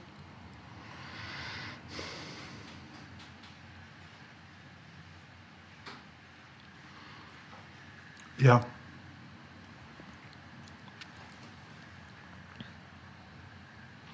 And I think he was particularly sadist. That scene, you have to, I imagine like no feeling, nothing. No. Totally disconnected. Totally disconnected, and making jokes the whole way through. Yeah. Like he'll never be hungry again. It was nothing. Yeah. It was nothing. Like it wasn't even so much about the sadism of seeing the children suffer, which for some perpetrators it was to see us suffer, to see our fear, and to see our, it wasn't even that with Nihul. I didn't really feel that he didn't like me, but I didn't really feel that it was, you couldn't even feel that it was very personal, if that makes sense. It does. Do you believe that there are people who don't have a soul? No, I think the soul can be completely covered. Yeah, that must have been his case. Like when he brought you to the basement as a punishment, and he came with a box. What did you do wrong actually in that case? What I did wrong was when I was beaten up by Paul van den Boeinans, I didn't scream. And you were punished for not screaming, for not giving Van den Boeinans what he actually wanted. Well, Van den Boeinans wanted me to scream. And he didn't. So so this needs a little more.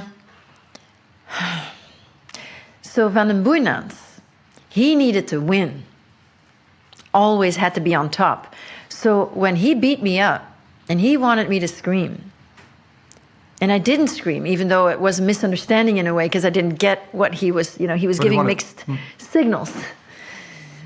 But I didn't scream. For him, he would do anything now to make me scream. Uh-huh.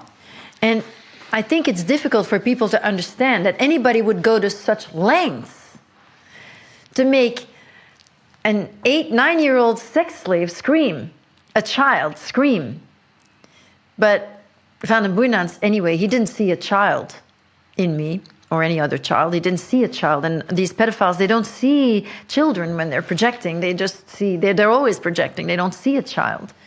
They don't see innocence. They don't. That's important. They don't even believe in innocence. So for them, children are just little people. And Van den Boeinans, when he beat me up and I didn't scream, he had to win. Like, that was all that mattered to him, because if he didn't win, he was going to maybe start to feel what was underneath all of that winning and that bravado and that drama and having to be on top and having to be the big guy, because he was, of course, weak underneath it. So he must have ordered these bugs. They were not local. They were not native. Not Belgian bugs. No, they were about this big. They were dark brown, blackish, and they had pincers. and they were pinching me. So on a different day, weeks later, my mother dropped me off at this house in the middle of the day, kept me home from school for that. That was bad news. I read in your book when you were kept home from school, that was bad news. Yes. So she dropped me off there, and it was Nihul who opened the door. So basically Van den Boeynans had gotten Nihul, and who knows, maybe he had ordered, maybe Van den Boeyn had to use tax money to pay for these bugs. You don't know what they do. But that's what he was concerned with. That's what he had to do. And he had a box full. I didn't know what was in the box. Yeah, so describe, they took you to his name in the book is Polo. Polo, that's what I called him. Okay, Polo and Nihul took you to the basement. Yeah. A basement, we don't know where. That was a coal shed. Yes. And you couldn't get out. It was like a U-shaped, very small coal shed in the dark. Yes. And they put you there, and you didn't know what was going to happen, but you heard the box. And I can only imagine when the box is not open yet. No, I thought I was going to die. And I knew that it was... I read it and I thought it were going to be rats. Well, that would have worked too. But it were not rats, they were bugs. They were bugs. There were hundreds, if not thousands of bugs. There was a box full of those. And he threw it quickly at me. Nihul had to do it. Not the VDB, he wasn't going to get his hands dirty. Nihul did it, then threw the box too, because he got really scared, clearly. to get a bite by a bug, yeah. Yeah, they didn't want to get a bite. And I screamed. You did scream? Yes. So they won? So he won. But I screamed, but very quickly I crouched down, and so they were in my hair, and I was naked, so they were biting me all over. Very quickly, I felt a presence, which I felt quite often. Benign, loving presence that calmed me down. And then this time there was some insight, and the insight was that the bugs are not the monster. They're just natural creatures. They're scared. They're out of their habitat. And as I relaxed, it seemed like I couldn't really feel the bite so much anymore. But they left. They were bored. I wasn't entertaining anymore. Nihul and Polo left. Yeah. The bugs scattered. Sought their way, yeah. Yeah. That is what I admire so much in you, that you, even in those situations, you still see the love. Like, oh, these bugs, what a pity for them. They have been in a box for... But it wasn't me. Again, it felt very clearly, it was very clear to me that presence was not me. Okay. Maybe you can say the greater self, but it felt like a different presence, very loving, but mostly benign. For me, very loving, who knows, that could be sexual. Benign. A presence that was not scary. A presence that wanted the best for me. They wanted to help you. Yes. And that would give, and I would get these insights, but I didn't feel that I got that for myself.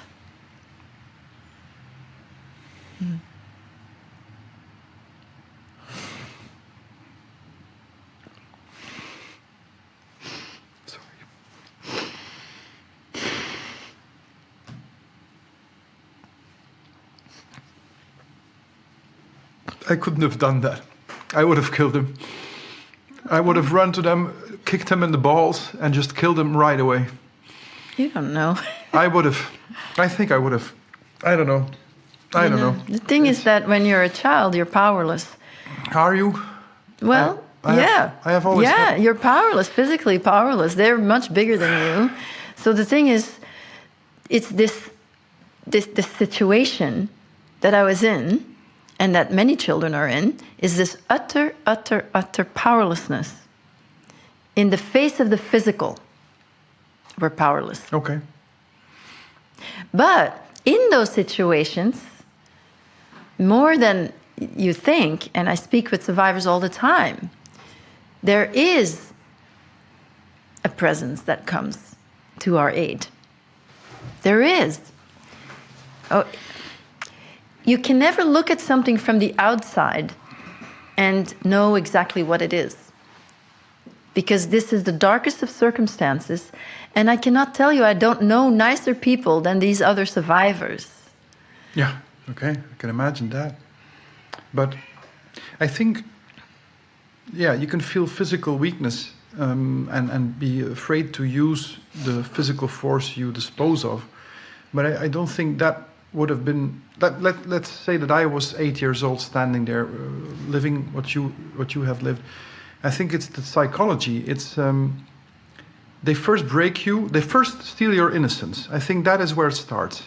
So they try. But for instance, with the rabbits, that is one of the first things in the programmation. Can you explain a bit about that? Because I think that was a significant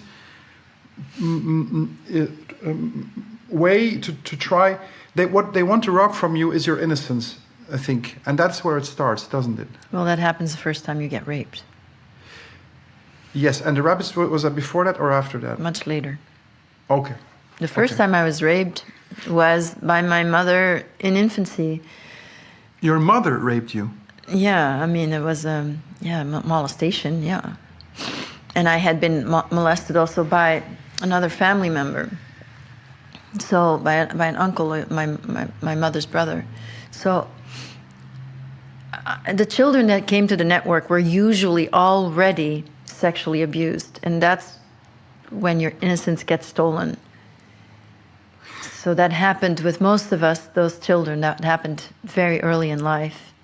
So the network is not a network of body snatchers, let's say. The mothers or the fathers bring the children to the network. Yes, so Dutroux was actually an exception. Most children would not get kidnapped in the Belgian network. Most children were being indoctrinated. We came from poor families, incestuous families that were infiltrated by pimps. And then the pimps took the children to the network and brought them back so they would go to school during the week, like me, so they didn't have to keep them. It's much smarter for them to have... They didn't have the money to keep them, so during the week they're away. And their mother... During the week they were living at home and going to school. But in the weekends they were away. Yeah. And in the weekends they were being raped by people in the network. And was your mother paid for that? Yes. Okay. Mm. But your father made enough money not to have to... Yes, my mother didn't need to do that for money, but nobody needs to do that for money. Not in the Western world, at least. I don't know. I don't want to speak for everybody. But certainly, in a family that's already incestuous, it's not really that big a leap. Yeah, I get that. And also the way that the pimps that they worked was not necessarily so clear. Like they would maybe take the children first and then give money. You know, like there would be money exchanged for sure. But that's not the prime motivation. But it's not like they have a contract and they say, now you give me a child and we're rape, we're going to take her. It's not that clear. The people are just being led, and they're already incest perpetrators or survivors that are blind, and then there's the dissociation, the denial. And it just works well together. My mother was in denial, but she also got paid.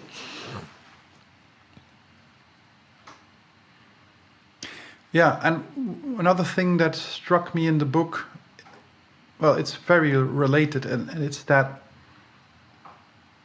that your mother brought you to these weekends, okay, in denial, but it's a culture. It's like the cleaning lady... Were you a wealthy family at home? Because a cleaning lady... Well, we were not poor. You were not poor. We were like middle class, but a little above. Higher middle class. Yeah. So towards... higher middle class in a small village, whatever that means. We were never part of the real higher middle class, which is sort of getting close to the upper middle class. We're never upper middle class. My parents both came from poor families, and they both made their way up. I mean, my stepfather made his way up, and he was very proud of the money. and he wanted to show the money, and he, no taste, and Yeah, typical. And my mother too was just all about, standing, status. Status. She loved the status, and she loved, 5-year-old, but a 5-year-old who's really proud, Yeah, she couldn't shut up. She's always bragging and feeling close to that elite while never being part of it. Exactly. That's a pattern you see often. But the elite, they're a different breed. Yeah, and so you have lower class poor people, then you have middle class, then you have upper middle class, but they're still bourgeois. But then you go to a level where there are, I would call them pseudo-aristocrats. They're not real aristocrats, because most aristocratic families in Belgium, for instance, have bought their titles. Right. So 200 years ago, but they have bought their... Right, and in the beginning they also bought their titles. Or the Knights Templars or the Knight Templars or whatever, how did they get their titles? So it's the most brutal that got the titles, wasn't it? Yeah, well, I do think that there's a kind of aristocracy. It just means in Greek, aristes, the best. Yeah, right. The best. But now we don't have aristocracy anymore. We do have aristocracy, but without title. Well, there's a distinct sickness of what I think of as aristocracy. Okay. Sickness. Sickness, and that includes the royalty, of course. Yeah. That they're the top of the aristocracy, right? Yeah. Yeah. And then the others with titles, with, at least titles that are at least hundreds of years old and so forth. And those people... That's nothing. In aristocracy, 100 years is nothing. Okay. So I want to defend the idea that it is possible to have a truly organically grown aristocracy coming from the people. Just by having good families, well-educated, taking responsibility in society. That is, for me, aristocracy. I get it. Yeah. No, what is nobility? I think of that as nobility, yes. When your motives are noble always, versus all the lies that were... Okay, no. All right, well, I use the word aristocracy because we know what we mean generally, right? Okay, yeah. So what we now consider aristocracy, I always had the feeling, I have had contacts with people from aristocracy, between brackets, and I always felt this, they're so cold, they're not real people, they're like cardboard figures, playing a role, not being real. And that was my intuition. And now that I read in your story that one of the biggest insights for me was that I always thought of this sex abuse as they're going to snatch children, make sex slaves into them, and then the parents stay behind not knowing what happened to their child. But that's not the way it goes. It comes from incestuous families who actually want to punish their child or whatever. And especially in aristocracy, between brackets, that is just a culture. Because there was one count who... That's right. He... brought their own children. And, he wasn't the only one. But just for the viewers who haven't had time to read the book, you should all read the book, by the way. Buy it, support Anneke. I will try to find a publisher for you in Dutch. We should. This story has to go global. But you call him with a pseudonym Count Doriac, and his wife. Mm-hmm. And her daughter was a friend of yours, Florence, and you were protected by Patrick against the likes of Nihul. And you once said to her, I thought I was very stupid, by the way, to say to her, we didn't even have sex. We didn't even have sex. So Florence, she was very frustrated with you because you had to protect her and she didn't. Gotcha. And then. She visibly let herself be raped by as many men as possible who were standing in line, watching you with her eyes on you, like, this is what you should do. And then the last guy in the row was her own father, And how you describe it, you're a very good writer, by the way. I want to compliment you with that. It's a page-turner. And the father looked at the other men who had gone before him, and he looked at the other men saying, you might have fucked my daughter, sorry, pardon my language, but I am the only one who has this special relationship with her because she is my biological daughter. So the craziness of that, Well, it was all about getting away with it. like he was all high, and he actually was transformed in that moment. And the only time I ever saw him not being stuck up, he was completely relaxed, completely high. It's about getting away with. You know, a lot of the people in that class, they get off on getting away with anything, right? So this was not just incest that he got away with. He got away with it in public. In public, you know, before everybody. Yeah. And they get away with much more because the Moroccan guy, the Moroccan boy, not a guy, a boy. What was he, 5? 12. Or 12? And the psychology of your interaction, you know that if you start liking another, I have to say victim or child, they will use that against you, because if they know that you like the boy will die sooner. Or they'll use it against us. Or use it against you. So you had the wit, and that's very smart, to give him a look like you're a nobody. And in his eyes, you saw that, damn, we're in hell here, and you're not even being, you're not even showing solidarity. And then later on, they hunted the boy. Could you elaborate anything about that? Because I've heard legends about the Ninth Circle and all that stuff. I don't know if you heard about that.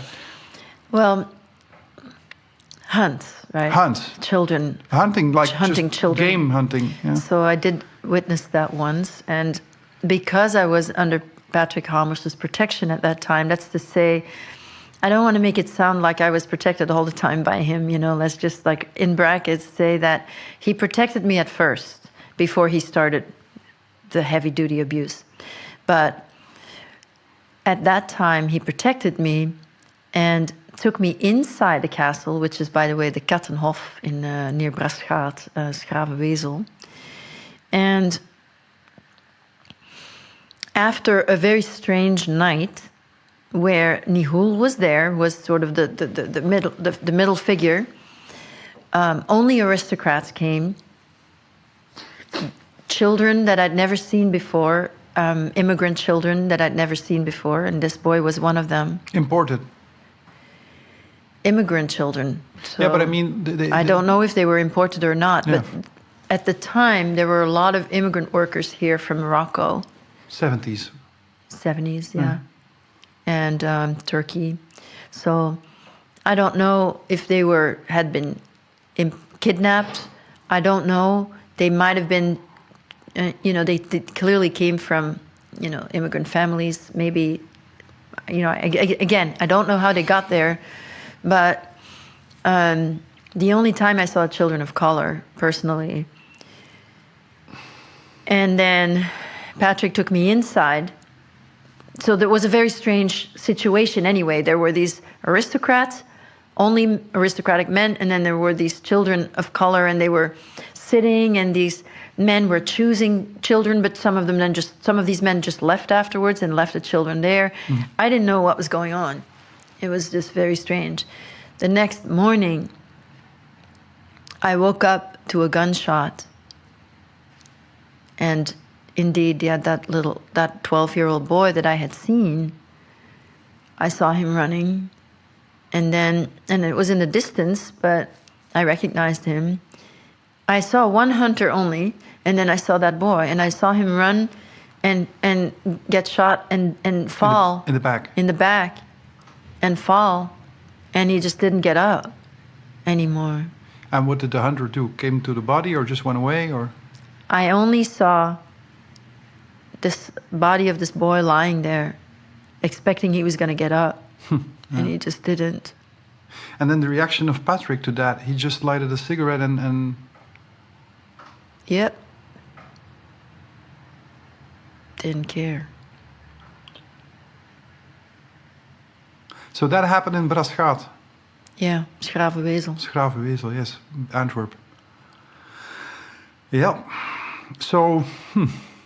And, another escape route for people, because I do not want to leave them any escape, would be, that was in the 70s. Well, look at the aristocrats. You're saying, how many years does that go back? So this was just aristocrats, by the way. Yeah. And talking about the culture of these aristocrats bringing their own children to the network, having their children raped by other men, indoctrinating them into this culture of incest and sexual abuse. This is the culture. That it's okay in that culture. So in those circles, I think children are objectified and dehumanized from day one. And it's like they don't have a chance. And then they become adults. And usually when the family has power or name or whatever, it's much harder to step away. Like for me, yeah, I got screwed with my inheritance, but I was disowned by my father and my stepfather as much as one can. But it's not that big a deal in a way, you know. You'll be a best-selling author. We'll make that happen. Well, it's still difficult, by the way, to deal with that much trauma and then have to make a living and all of that. But that's a different thing. Let's just say that my family, the connection to my family and the need to be part of that family is, the pressure is much higher. Lesser, yeah. In my case. But if you're from an aristocratic family, say maybe a famous family, say maybe a very wealthy family, the ties to your family are multiple, and they, just like they manipulate everybody, and those who want the influence and are, you know, busy with the power and trying to control the world from behind the scenes, aristocratic families often use their money and their name and their power to make sure that the children will all follow in line. That's to say, never speak up. You know, you don't, maybe they don't even have to participate, but they cannot speak out because they will kill their own if they have to. Because they have no qualms. Most of them, they're so dead inside, detached. They have no qualms. It's all about protecting those lies. And that also, those lies are the source of their power. Because they control other people through the lies. Yeah. I always said to my subscribers, politics is the trade in secrets. Yeah. Oh, that's a good one. I know. I'm good at one-liners. That's what I do. That's a good one. Because in Belgian politics also, you see impossible transfers from one party to another. And it's very simple. The guy brings a lot of secrets that they can blackmail the other party with. If you have been into a political party for 15 years, you know a lot of secrets. Then you could go from a classical liberal party to a socialist party, and everybody would wonder, has your ideology changed? No, you bring a lot of secrets, you get a good position, and then you use those secrets in the new party to blackmail the other party. Right. That's how it works, and that is when I've been in politics, but I was miserable at it, so that speaks for me. Yeah. But that is how it works, and then the abuse. But I have gained a new insight now. I thought that the abuse was functional to control other politicians, because if you know a secret about another politician, you own him. But it's not even that. That is a side effect that is beneficial for them, but it comes from deep hurt inside. It comes from... Well, it's both. It's both. It is a system of blackmail, and child abuse is used for the blackmail purposes. And in the first years, so from 6 to 9, I was disposable. So I was a child whose life had no value. Okay. And so I was put in a horrendous situation where I didn't know if I was going to live at all. But I was also given men that pretended to be newcomers. Uh-huh. And they were, in the sense that it was their first time with a very young child. Okay. Now, they had already been indoctrinated in this network because it's a club, right? It's an exclusive club. That's really what it is. So if you want to belong, you got to pay a price. Oh. Right? Okay. In money or in doing stuff? Doing stuff. Yeah. And you didn't want to pay the price for the big shot, the international big shot. Right, that's a different... yes, we'll get there. We'll get there. Continue. But basically these men had already given up a lot of their principles, or, they'd already had been... Corrupted. They'd already seen things. They'd already probably been with a young teenager that maybe they had said that she was 16 or 18 or whatever, and then told him later that it was younger. And so now he's with a 6-year-old child. Now, I don't think that someone who wasn't abused as a child could do that. But these men were, and they also wanted to escape their pain. And so this is like the perfect channel. It's like being given to you as a channel to escape all your pain. Like, here you go. You can,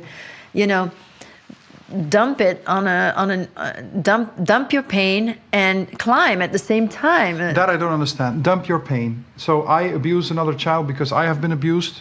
In that moment, I am free of my... is that the thing? Yeah, that's the high.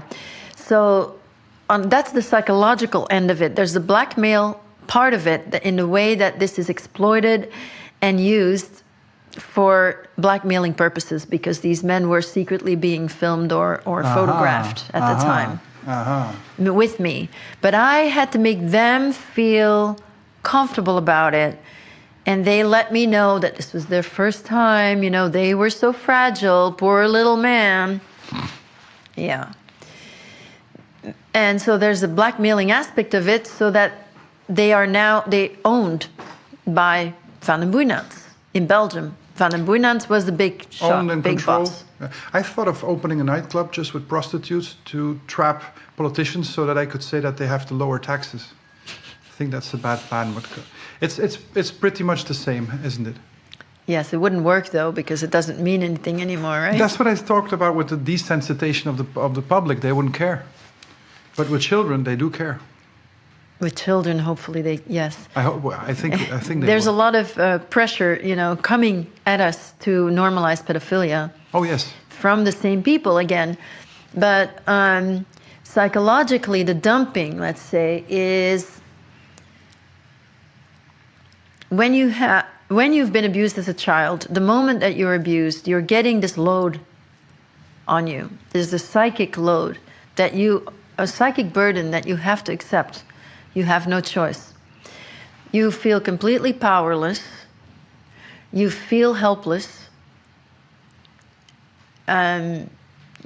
You're getting whatever message this person wants you to feel like, you're receiving this lie, whether it's I'm bad, I'm dirty, I'm unworthy of being loved, or all of them.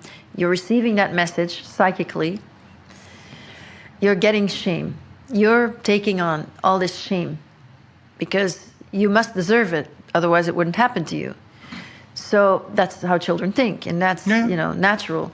So for the abuser in that moment, doing directly what was done to them as children is an extremely powerful release, that they get high, and they get, for 1 second, all of their load is off them. Really?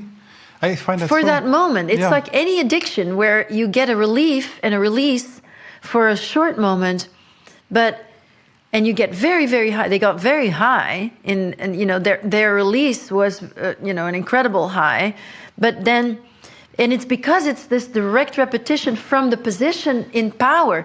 They were on the side of powerlessness when they were little children. Now they're in the place of the power. There's no healing, so it's a direct repetition, and it's but from the position of power, so they experience freedom.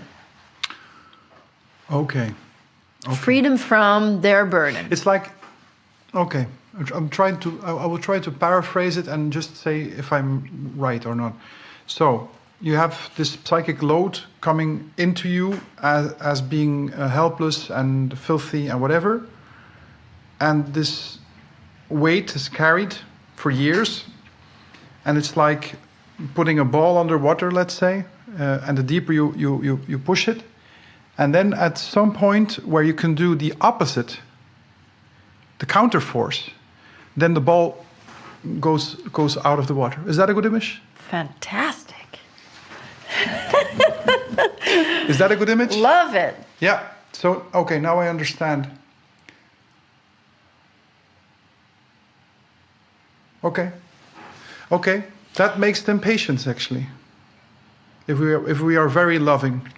So if I meet Nihul in purgatory, what should I do? Well, he's going to need a lot of help. I think he will be in the lower rung. I don't think you're going to meet him. Because vibrationally, what happens? Vibrationally, you are going to be with those of your vibration. I don't think Nihul is going to be on your vibrational level. I don't think you're going to meet. I don't think so, but, I'm not a saint. And I think that when you have those very low vibrations, when you have those very low attractions, very earthly, but lower than earth attractions, I do think that is the description of hell, is that he's going to be pining without a body, without a physical body. He's going to be pining for physical things. And I do believe that might create some anguish or pain. Would those be demons then in the afterlife that come and haunt? Well, it's not like there's no demons right here that come in these satanic rituals or any kind of very dark act. Demons instantly usurp the host and come through. And that I've definitely seen manifestations of people contorted in ways that this is not a human being anymore. There's something else there. Possessing them. For a moment, yeah. For the moment that they do the act. They get taken over by an entity that wants that needs that feeds off it. The Gnostics call them the archons, archonten. All right. Yeah, there are many names for them, but then we could also understand why, purely on a political level, they want to dehumanize people and shock the hell out of us with all kinds of the fear-mongering, basically, so that the entities could feed of that fear. That's true. Because that is true. The scene with Nihul coming out with the plate, I visualize it so clearly in my mind. And the moment he knows that there is a moment that those 10 children will realize that it is also a child, and then the fear that comes out, I almost visualize that the fear that comes out, he nourishes himself with that fear, I imagine. Weirdly, normally I would say absolutely yes, but weirdly with Nihul, it's too stupid. Yeah. Yeah, I had that impression. I saw interviews with him. I thought, what a stupid prick you are, man. And he wasn't a sadist in those ways, Van den Boeynants, absolutely. He was a real sadist. But Nihul, I didn't get the feeling that he was doing it for the effect on the children. I felt more that he was trying to imitate Van den Boeynants. How sad, yeah. But possessed, surely. I never saw him abuse a child, Nihul. Not that he didn't. He was obviously, we know from the Dutroux case that he was involved with other tortures. Where he tortured other children to death, and that was witnessed by Regina Louf also. Yeah. Yeah, and you were practically tortured to death on the, how do you call that in English? A cab block. Butcher. The butcher block. table, a butcher block. You were face down? No, face... Well, I started face up and then I was turned around. Yeah. And then they went at your skin. But the thing that struck me is that the butcher block was actually black of the blood of your predecessors. Well, it was an old butcher's block, so it was black. It could have been used for many animals first, because Van den Boeynants, as I later found out, he was a butcher. Started out as a butcher. This is a Hollywood script movie, isn't it? I mean, it's crazy. Yeah, and he started out as a butcher. It was his house. Yeah. And there was a secret room with a huge old butcher's block. I mean, it's the table, a butcher's table. I'm not sure what you're saying. Yeah. And below the table there was like this A crate. a crate with all kinds of tools to torture. Yeah. And what did they use on you? The fish hooks? A fish hook, nails, a penknife, scissors, apple core. For the apple, yeah. And then a band of nails. That was like a belt full of nails sticking up. They put it On around. your yeah. Household articles, basically. Yeah, that's also such a strange irony that things that could be used in a loving way, like peeling an apple, is used to peel your Not skin. peeling an apple, coring an apple. What's the difference? Coring? What is that? Getting the core out of an apple. You get the core out. So you have like a sort of a blunt knife with a shape of a... Yeah, I have those shapes on my legs. Yeah, I saw in the book that you have images, photos actually of Of the scars. the scars, so that nobody could deny that you are. Well, you can see them in person. Some. But it's more than 40 years ago, so many have Faded. Somewhat, yeah, but they're still there. On your arms, you can see the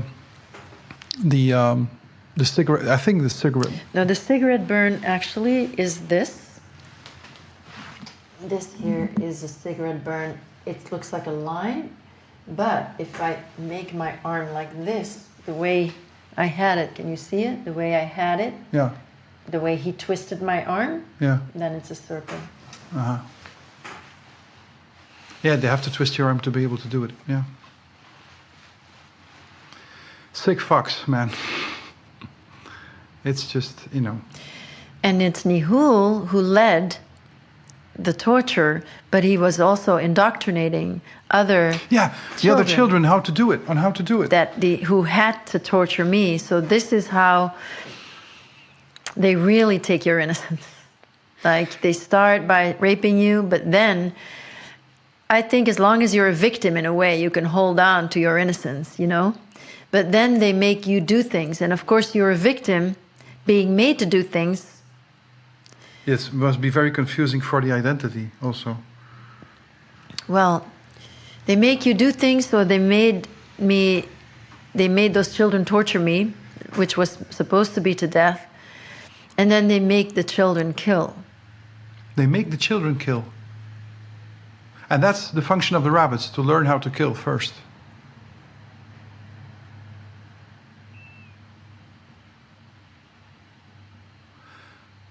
Yeah, and at the end of the book, you have had to kill.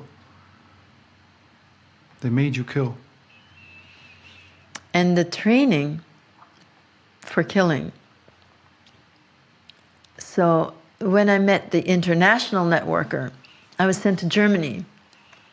Actually, Regina Louf was also sent to Germany later. But in my time, from 69 to 74, it was not Van den Boeynants himself who sent me to Germany, but it was Van den Boeynants who drove me to Germany to be mind control trained for the international guy. So he probably got some information afterwards, and he started sending children there to be mind controlled as well later. But I was trained there. So it's basically children are tortured, and the reason for the torture is to create trauma, to induce trauma, to get the child in the fight, flight mode, fight, flight, freeze, collapse mode, so that all the brain activity reduces to this brainstem and the reptilian brain, so that you get into your instinctual self, where you can hear and see and smell, and your senses are completely heightened. And then they create new personalities from those. They train you very specifically and very scientifically Correct. Yeah, they have a lot of knowledge on how the psyche works. Yeah. In order to do that, because I was impressed myself at age 9 at how effective this training was, because then they use so they traumatize you, so you get in this state, instinctive state, that unleashes special powers from, survival. Mm-hmm. And then they direct that to a partition, to certain tasks. So sex slave would be, we will train. So as a sex slave, I was trained. I wasn't sexually abused. I was strapped to a chair, and my eyes were pried open with metal clasps, and I was made to watch movies. Porn movies. Not just porn. I was shown the face of a man, and then I saw that man engaging in some perversity. And then another man, another perversity. Everything. And then I was shown the face of a man, and I was told, what's his perversity? You were trained to recognize and then the first time, I didn't know. So then I was drowned or suffocated in another way to become unconscious, which was punishment, but it was also part of the training to unlock the psychic abilities from going into a near-death experience and connecting intuitively more with... Okay, without judging, you felt the guy, okay. Yeah, so then I had to guess what their perversities were based on their face. And I can't say exactly what it is in someone's face because it might have to do with the psychic capacities as well, but there are certain traits that show you exactly what a man wants sexually.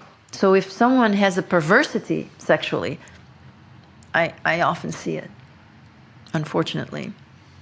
I don't focus on this, but I still see it. And I know exactly what they like, or I can tell if somebody is a killer, or,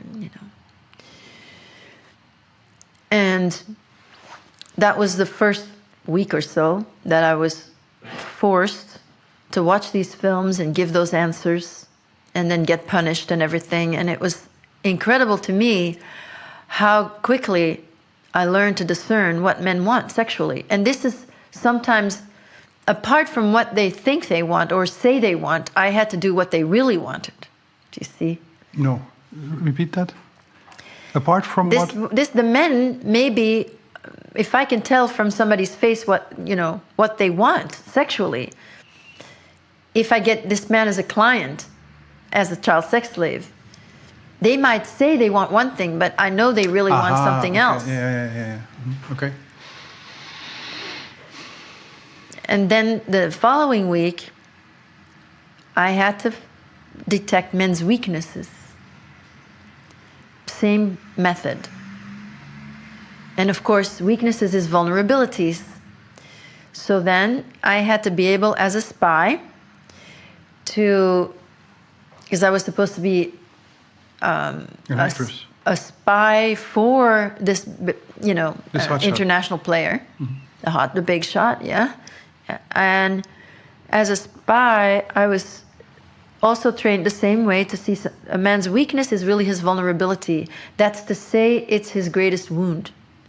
So I was trained to spot a man's vulnerability, his wound, and then to come in as a nurturing little mother, to make him feel better, which then would make him fall in love with me and think that I'm his soulmate or his dream girl. Or as a child, I'm the dream girl. As an adult, I'm the soulmate. And then that was reinforced with psychic training, where I was put in a sense deprivation tank for days, I think, long time. You don't know what time it is, yeah? Uh-huh. That if I moved too much, I would drown because it was deep enough that I couldn't fall asleep. So I had to stay awake So sense deprivation and sleep deprivation at the same time. Yeah, in salt water. And I don't know if you know this, but if you are weightless, your psychic ability actually increases. Aha. And then I was given a task. The first part, I was told to describe what I'm feeling in my body. And then there was somebody, I don't know who was clearly imagining doing things to me. And I would describe what they were, so because I felt it in my body. Like morphic resonance stuff, like Rupert Sheldrake stuff, that you can sense what they are imagining? Yeah. And I would feel it in my body, and I would describe what it was. And then the second part of it was that I was shown a photo of a man, and I had to enter into his body and mind psychically and manipulate him, direct him to think of me. So I had to enter into him, into his psyche, and his thoughts, and then direct him to keep thinking of me, to have my image, to think I'm the most amazing, whatever, most beautiful girl he's ever seen, and then so basically add my voice and urgency to his, to manipulate him, to have him fall in love with me. That's really psychic. That's really almost magic, isn't it? Well, that's the occult, isn't it? It's to use our natural psychic abilities and powers in order to have nefarious goals. Wow. Wow. You don't describe that in a book either. No. You should write another one. I will. And the last part, and why we had this conversation about the mind control, was that I was trained to kill there. Yes. And I want to describe how that training started, because I think it's very easy. It's obviously a very difficult thing to talk about. And I appreciate you willing to talk about it. I really do. So take all the time you need. Thank you. As I do feel that it's important that people hear this. And I don't think a lot of people get to this. And I was lucky that I was rescued as a child. And so I'm speaking from experiences of when I was a child, and I was obviously forced to do this. But the first thing that happened is after the training in the chair, and by the way, in between I was also, this is not everything that happened there. Much more happened in terms of the mind control. But after that was done, I got a break. And I got to choose a puppy. And I chose the quietest puppy from the litter. I feel you coming. Yes. Yes.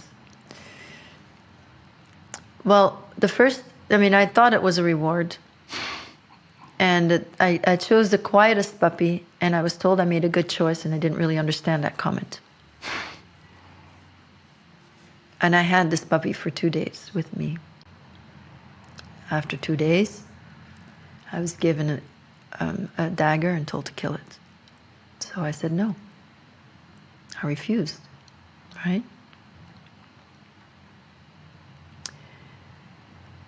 So the handlers, this was not Hans Harmsen himself, this was the handlers. They took the puppy and they started to torture it. Before your eyes. And that was your punishment for not killing it? That was my fault, because I should kill it. And everything they did to it was my fault, because I was disobedient. So by the time that I did kill the puppy, it was a mercy killing.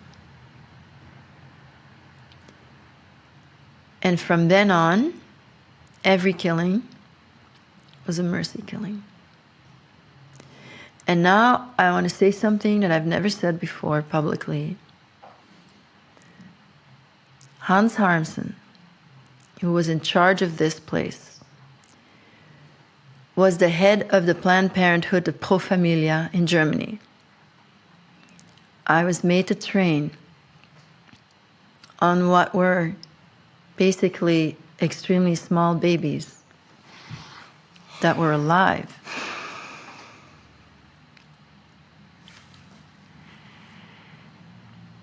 It's good that we went to pray earlier, because this is...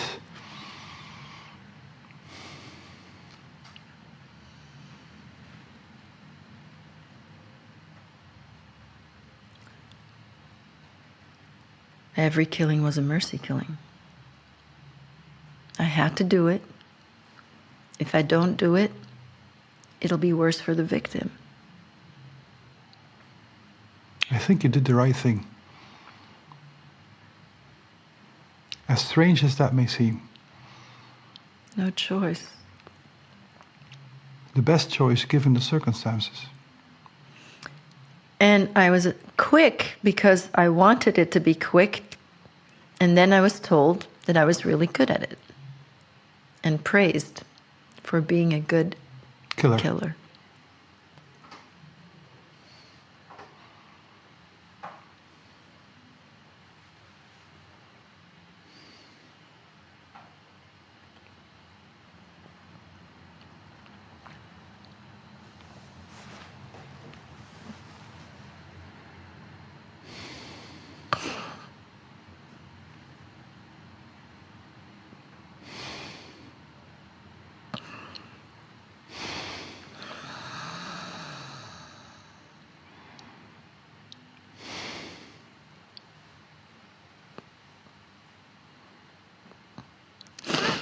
Thank you. It's very important what you are doing right now.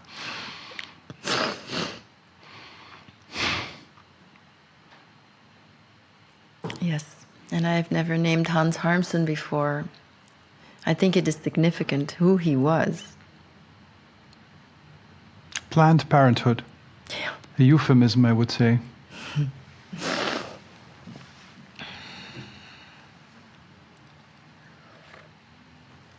Well, on that subject, I only want to say this.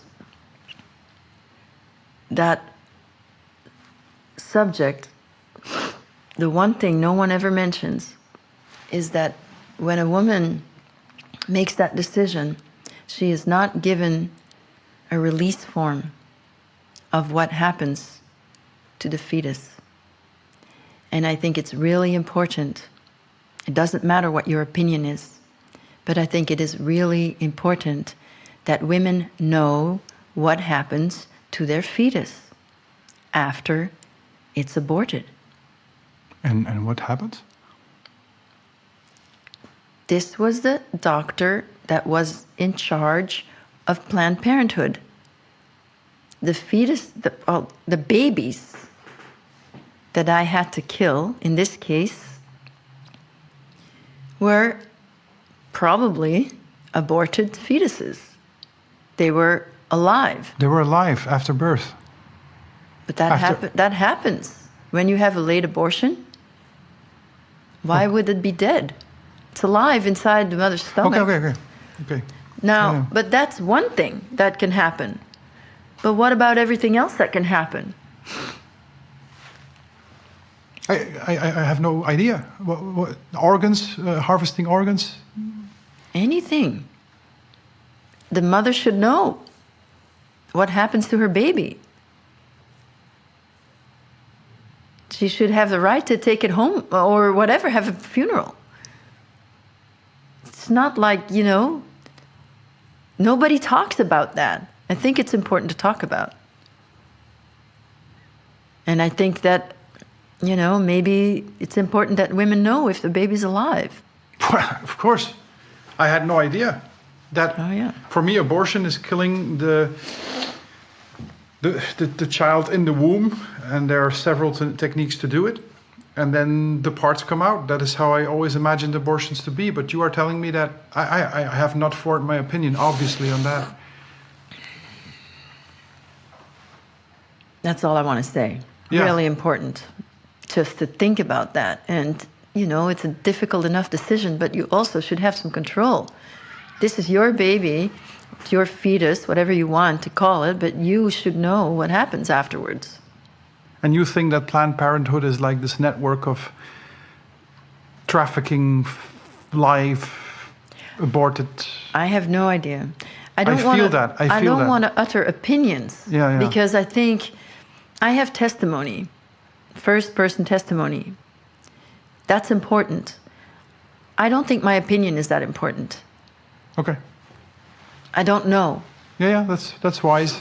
I'm maybe too opinionated. I am. Wow, that's just something.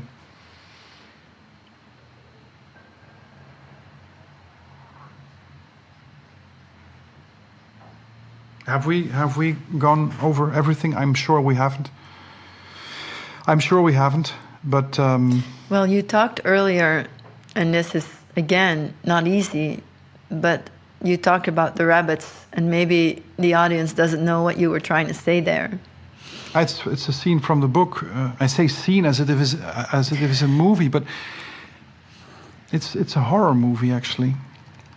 Well, I hope that my insights make it not a horror movie. I hope that there's enough in there that I've learned from healing that it is actually not a horror movie. I hope not. Well, no, I have expressed myself wrongly. It's actually, it's very hopeful to see that somebody who has been through what you have been through, eating the flesh of another child, having to kill, like you had to eat the feces of another guy, that seems like trivial now. It isn't, but you know what I mean, in the gradation of everything. It's not trivial, of course it isn't. I didn't want to say that, but in the degree of all those... Oh, it's a lot. It's a lot of extreme abuse. I mean, that's what it is. It's like a person could have a trauma that affects their entire life, and that they could have trouble healing from for their entire life. And I and other survivors of this extreme abuse have had at least 50 of these kinds of events, traumatic events, happen to ourselves. And here you are. So if there would be an audience here, I would ask to applaud. I'm sure people are applauding right now in their homes when they see the video, and they should. I'm at loss for words at this moment. I have no more questions actually. Well, perhaps about that healing. Let's make a summary about evil. Let's talk about healing. Yeah. We can talk about evil, and let's also talk about healing and the light. Maybe the transformation. And how did you do it? How do you start? How do you start? Where do you start after all that? Well, the mind control has a lot of effects. It does bring out your special powers. Like they first of all, I was evaluated. The first thing that happened, so I told you I was disposable the first 3 years. Then this big shot took an interest, this international big shot, he was not Belgian, took an interest in me. The first thing that he had done is that my blood was taken. Your blood was taken. And apparently, another survivor has told me that they must have found out that I am from one of those bloodlines through my father's side. Okay. By the way, my father's father was a Freemason. My father told me that. You know what strikes me? The science behind it. Like, they know perfectly on how to fragment the psyche. We talked in the break about the work of Fritz Springmeier, the big book. I can recommend it to anybody interested in the subject. How to create an undetectable mind-controlled slave. Yeah. It's a very good science. So the occult knowledge on how to program somebody. If anybody would doubt like conspiracy theories or anything, I know I want to separate those subjects, but people are not even aware of the possibilities. Oh no, it's a huge science, the occult science, and these people are extremely adept and use their resources again, and our resources too that go to them for this. So they found out that I was from, but essentially, they separate people between the bloodlines and the rest. And so if you're from a bloodline, you can become one of them. So in a way, he thought it was an honor for me to go through the mind control training. And he didn't understand that, I get because that. I was told I would have never been trained that way to become like a starlet if I hadn't been from a bloodline. So I was disposable. I was worth nothing. They find out that I'm from a bloodline. They're like, yay, she's from a bloodline. I don't know what separates it, but that's to say that they justify their superiority. And of course, once you're superior, you can justify anything. Once you think you're superior to another human being, you can do anything to them. Let's get to those bloodlines. We will talk about the healing as well, but that interests me a lot because there are several investigators who have traced those bloodlines back to Babylon and Egypt and all of that. Do you have any knowledge about that? No, I don't. All I know is that I just recently realized that that's what happened. And I had no idea. I thought, I do actually. I have studied that. Okay, but I knew that they were happy with the results, and I thought it was because it was Aryan, but really it must be that it's the bloodlines. So anyway, that's a belief that they carry. And then they call them the black nobility. Okay, so then I was made special then, and then trained to be this starlet and everything, so that I could be a better spy. I was only going to be made the star so that I would have the platform where the most powerful men in the world would take an interest in me so that I could then spy on them for this international big shot. That was the point. And I started to tell you this, because we were going to start talking about the light, and we were talking about, we were going to start to talk about the light and the other, anyway, I was supposed to be one of theirs. I was supposed to become one of theirs. And I think because I was loved in my early childhood, I couldn't go through with it, basically, or you had reference. You had some reference. Yes. Springmeier talks about torturing the baby in the womb, so starting as early as possible, so that there is no reference. That's right. It's very important. That is done, and I speak to survivors who have had this happen to them. So, I was saying they evaluate you for your special powers.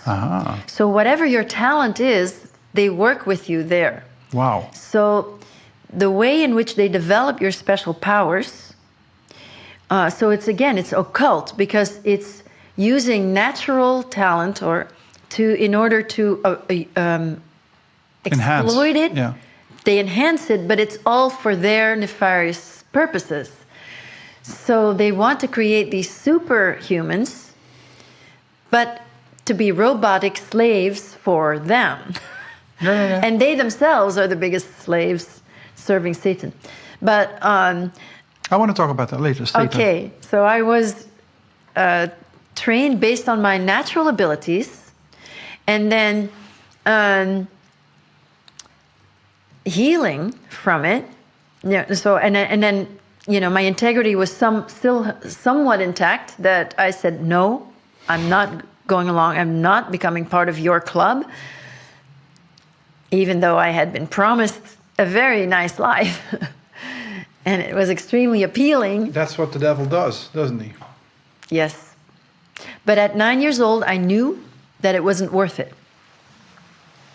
Impressive. Yes, well, I didn't want to pay the price. And what was the price? Killing. But at that age, had you killed already or not? I had been trained.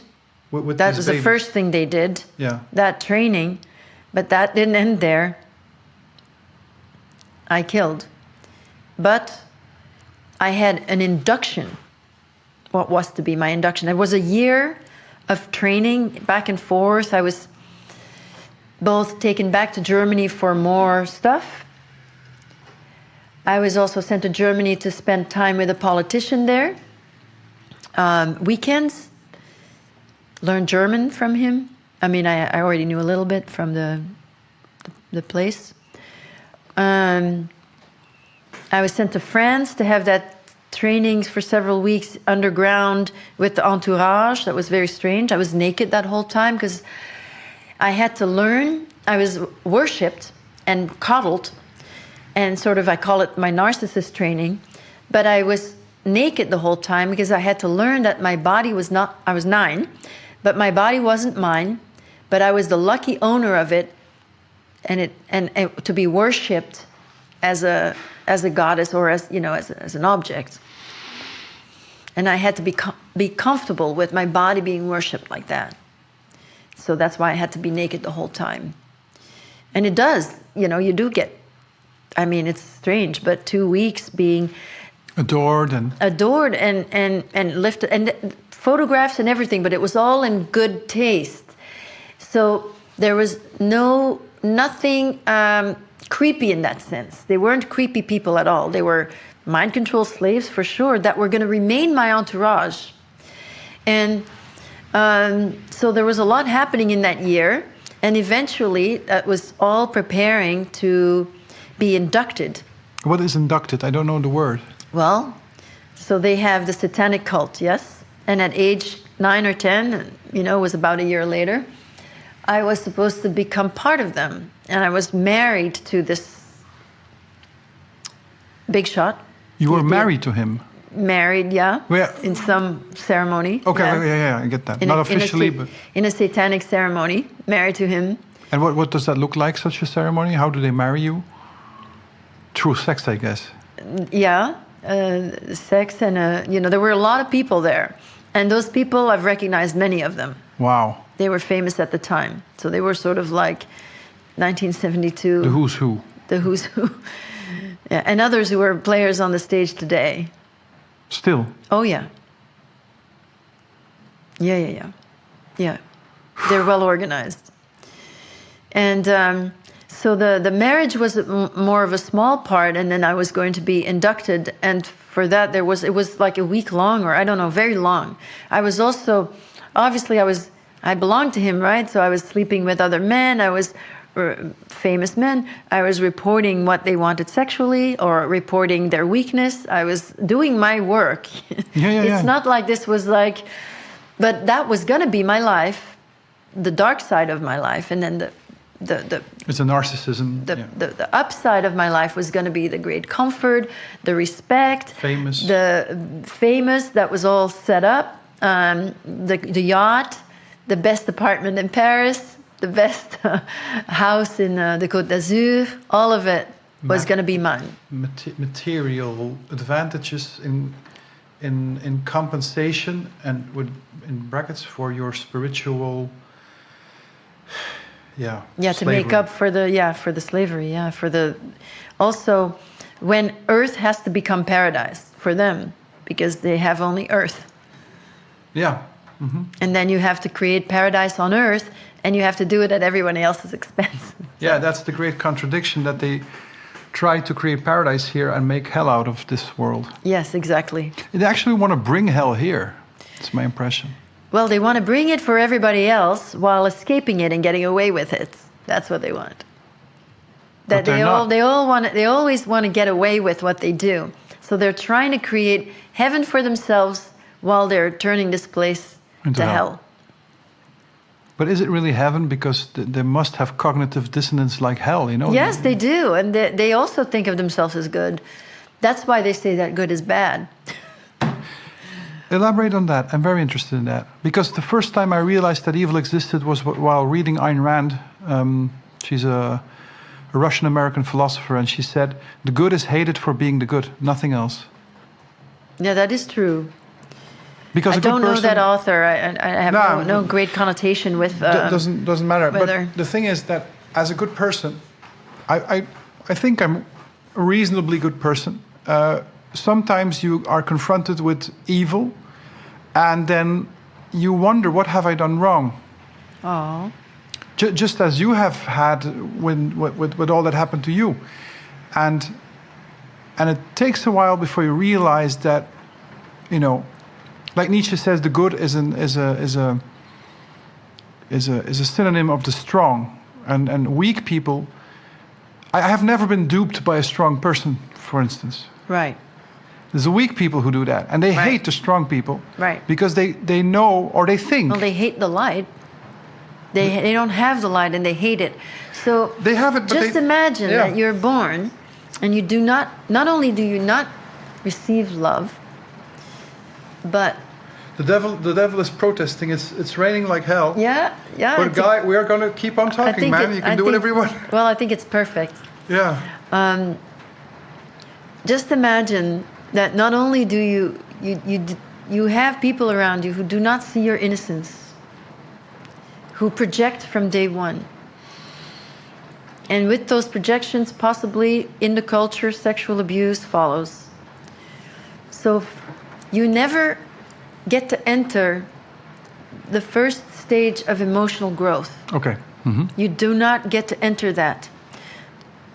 What do people need to be with the light and to go back to the self and to connect with spirit? You need to know yourself as innocent. Wait. Let me contemplate that. You need to know yourself as innocent. Okay. So if you have lost that innocence, you are unable to connect to. If it's never seen by anyone, if that innocence that you are when you're a newborn, if that innocence, you come straight from the realm of light. Well, you've been in a womb for about 9 months. Yeah, but okay. And then you come, but you're still very much, you haven't breathed a breath of air yet. You are just, your senses are just the electricity that the intelligent creation that you are, that spark. Suddenly the electricity is going outward and you're perceiving the world through the 5 senses. So your electricity is now from that realm of light, inverted into experiencing the world. You are brand new, pure, and you have no reflection of it. Then you do not know it as a human. Because self-consciousness only comes at a later stage. Yes, but the first stage of life, innocence, brings people into the first stage of emotional growth, which is what we need to mature. Yes. But if you do not have that first reflection of innocence, you can never mature. But you can also, it's like you're getting pushed out of yourself because you don't even get to know that you are the essence that you are, which is innocence or light. And how long does this phase last of innocence before the maturing starts? Well, the innocence is always there behind the covers that we create in life. Okay, I understand that. But for instance, you grow up in a family where verbal violence is well, let's say that you grow up to become one of those psychopaths. You've never had your innocence reflected. And then if it's reflected later on, you don't recognize. Yeah, you don't believe it. You don't believe it. You don't, because you do not if someone loves you and is unconditional with you, or is simply kind to you, you don't even recognize, because you are now pushed into this exploitation paradigm where everything is about being used, because you do not have your reflection of innocence. So now you are an object from the start. You're being used in abuse or whatever, or you're being used to project on, whatever it is. That's the beginning of exploitation. That becomes the paradigm. You could say that the whole toxic power paradigm is trauma-based. There is no reflection. I believe that, yeah. Mm-hmm. Although, I have to tell you, something very powerful happened the other day, that I speak a lot about the power paradigm, and I realized that I was giving it too much power because I had this vision that it's actually already a ruin. Oh yes, it's coming down. We have been dissolving it with the love, with the heart. We are. That's what we're doing. Yes. That's great. Yeah, that's true. So when I meet Nihul in purgatory, I don't think you'll meet I'll think. No, well, no. He's on a different rung. I think I can say that. But if you keep obsessing about it, you might. Yeah, well, I'm not obsessing about it, but I'm still trying to. I read this book 2 days ago. I'm still trying to piece together how. Do we know anything about his history? Do we know about something about his parents? I guess we don't. Nothing. Because you cannot be like him if nothing happened to you. That's for sure. Yeah. So his innocence must have been raped very early on. But I think it's a very liberating conversation in the sense that the ultimate question. So in this alternative scene, people say, well, we have to go to non-duality and to holism, and until we talk about evil. And then you don't want to bypass. Yeah, and then the gloves come off, and we, and no, we don't want to bypass. You cannot use. I mean, the whole New Age is somehow not what it seems to be either. No, I don't believe in it. We do not want to bypass. You cannot bypass. So explain a bit for the audience. You are talking about spiritual bypassing. What is that? That's to say that psychological work in this sense is spiritual. If you go to your wounds and your pain, which you have to do anyway, if you want to really fully accept this darkness that exists in the world, you kind of need to be able to look at your own shadow. Your shadow is your trauma. This is Jung. This is Jungian psychology, what you're saying. I don't know, but your shadow is your unresolved trauma. That's good. It's the pain that you haven't seen yet. It's the fear that you are this bad child. It's the fear that you're bad. You got to face these things and heal, integration. So this, what I've done for 3 decades is, and for a long time, I was a very heavy kind of person because I was dealing with these extremely heavy things, grieving them and feeling that pain. I felt I was carrying the pain for everyone. I mean, it was so heavy. In a way you have. And the result of that, why it is spiritual, is if you look at yourself and this neural integration happens. So you have this part that is dissociated from the trauma. And it's different parts. You're split into different parts. There's a part that holds the trauma. There's the part that has been escaping from the trauma, either through managing and controlling or through drugs and other kinds of any kind of escape. So how are you going to bring it together? So when you get to the source of it and you connect those feelings and you grieve the source, the original betrayal, the original pain, the original loss, integration happens. And what happens from there is spiritual growth, because you are now spiritually, you're more closer to yourself. More yes. Whole. You're a little closer to that innocence. You realize that the shame, the fear was false. Very important, yeah. Yeah. But you only realize that you as a child were innocent. Yeah, but you only realize that after fighting the dragon, let's say. Yeah. And that's the hero's journey. You don't know it. You need courage. That's it. So I don't know if you know the book by Joseph Campbell. Yeah, sure, I know. The Hero with 1,000 Faces. So. Oh, that one? No, I don't know that one particularly. I know the hero's journey. Yeah, well, it's about that. He collected all kinds of stories from all kinds of cultures, and the most prevalent story is somebody leading a good life suddenly feeling that he has to go on a quest. And he goes on a quest, meets different obstacles, and then he meets the dragon, and the dragon devours him. He appears to lose, the hero. But inside the dragon, he finds the dagger, and he rips open the dragon from within, and this is like a rebirth out of the dragon. So that's the second part of the story. So every story is a bit different, but that's the basic story. And I think that is true in everybody's life. You have to face your dragons, your demons, your shadow. Most people start to face their demons when they're really down and when their coping mechanisms stop working, or when flashbacks start to come, often.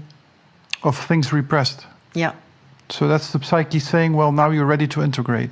Yes, or it may be even age-related, apparently, that the amnesic barriers start to break down. Okay.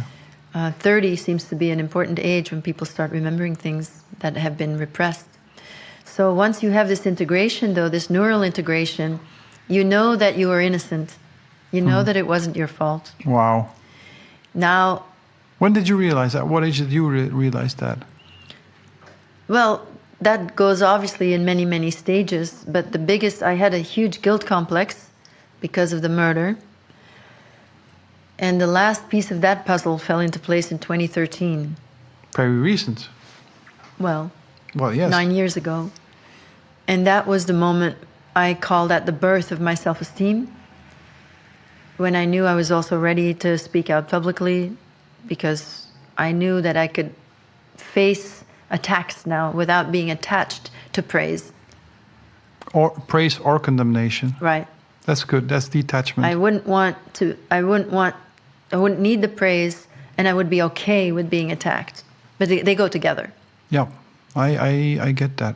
And that's because I have self-esteem now, and what happened? What happened that year that made?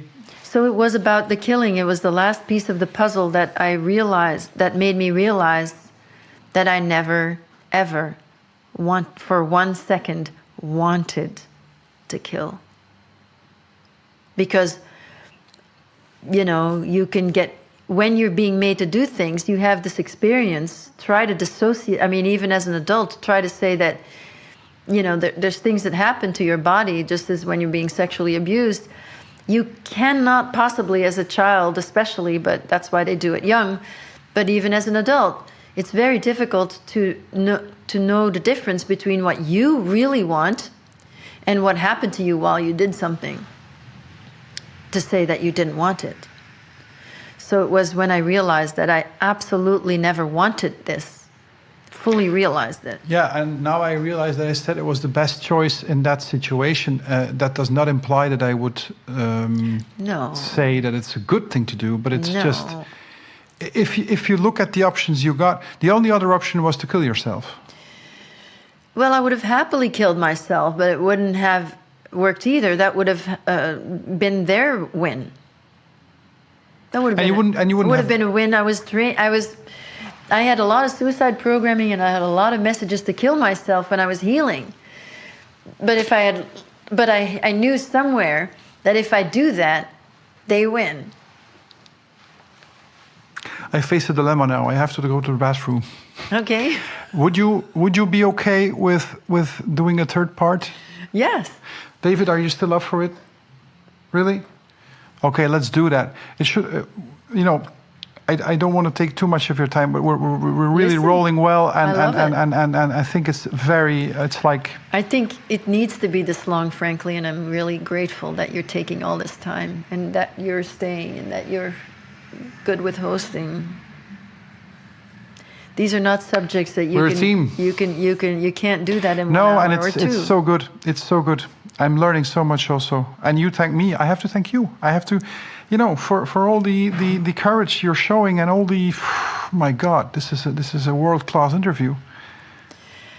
I agree. Let me go to the bathroom. We'll make it quick and we'll continue.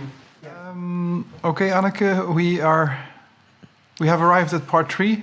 This is the first time I do an interview with 3 parts, but the information just keeps coming, and I think something really beautiful is happening here. Yeah. Because I see your face lightening up during the interview. It's like you are releasing also a lot of stuff, and the thing that is also healing.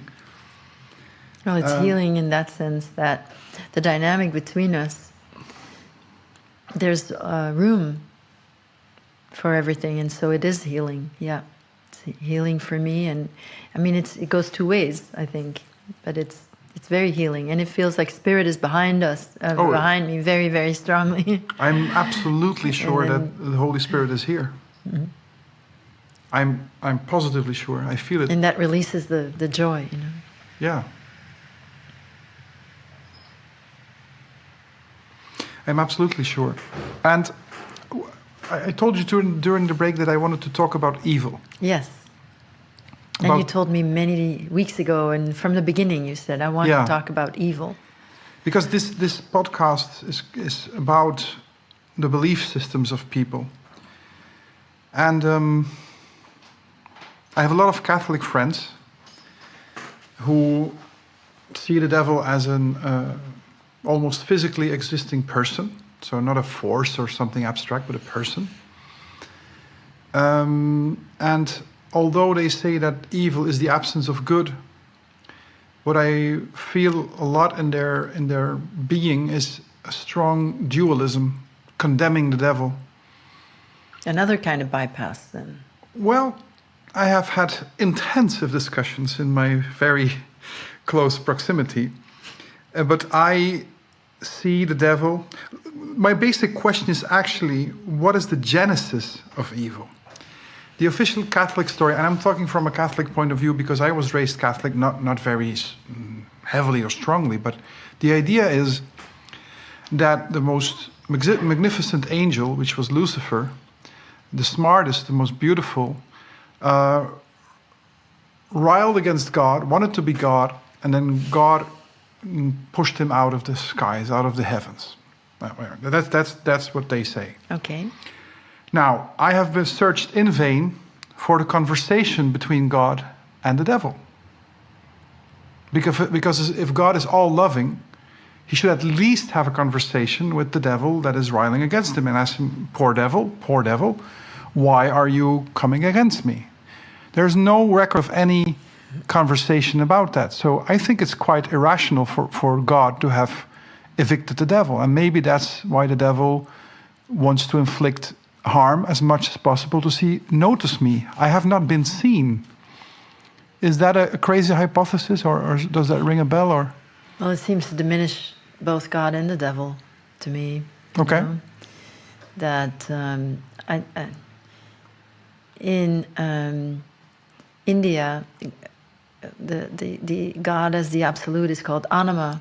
That's to say, the one that cannot be known, because in the condition that we are here in these, in this, like say, dimension, in these dimensions, with time and space, and this vibration, where our essence is inverted, coming through the senses, and has to constantly go out through the senses in order to experience the world, which then retreats a little bit at night in sleep, and then meditation is to really retreat our energy back into ourself. That's why meditation feels so good and is maybe the only true escape from earth or from your troubles or anything, because you get the answers in the escape.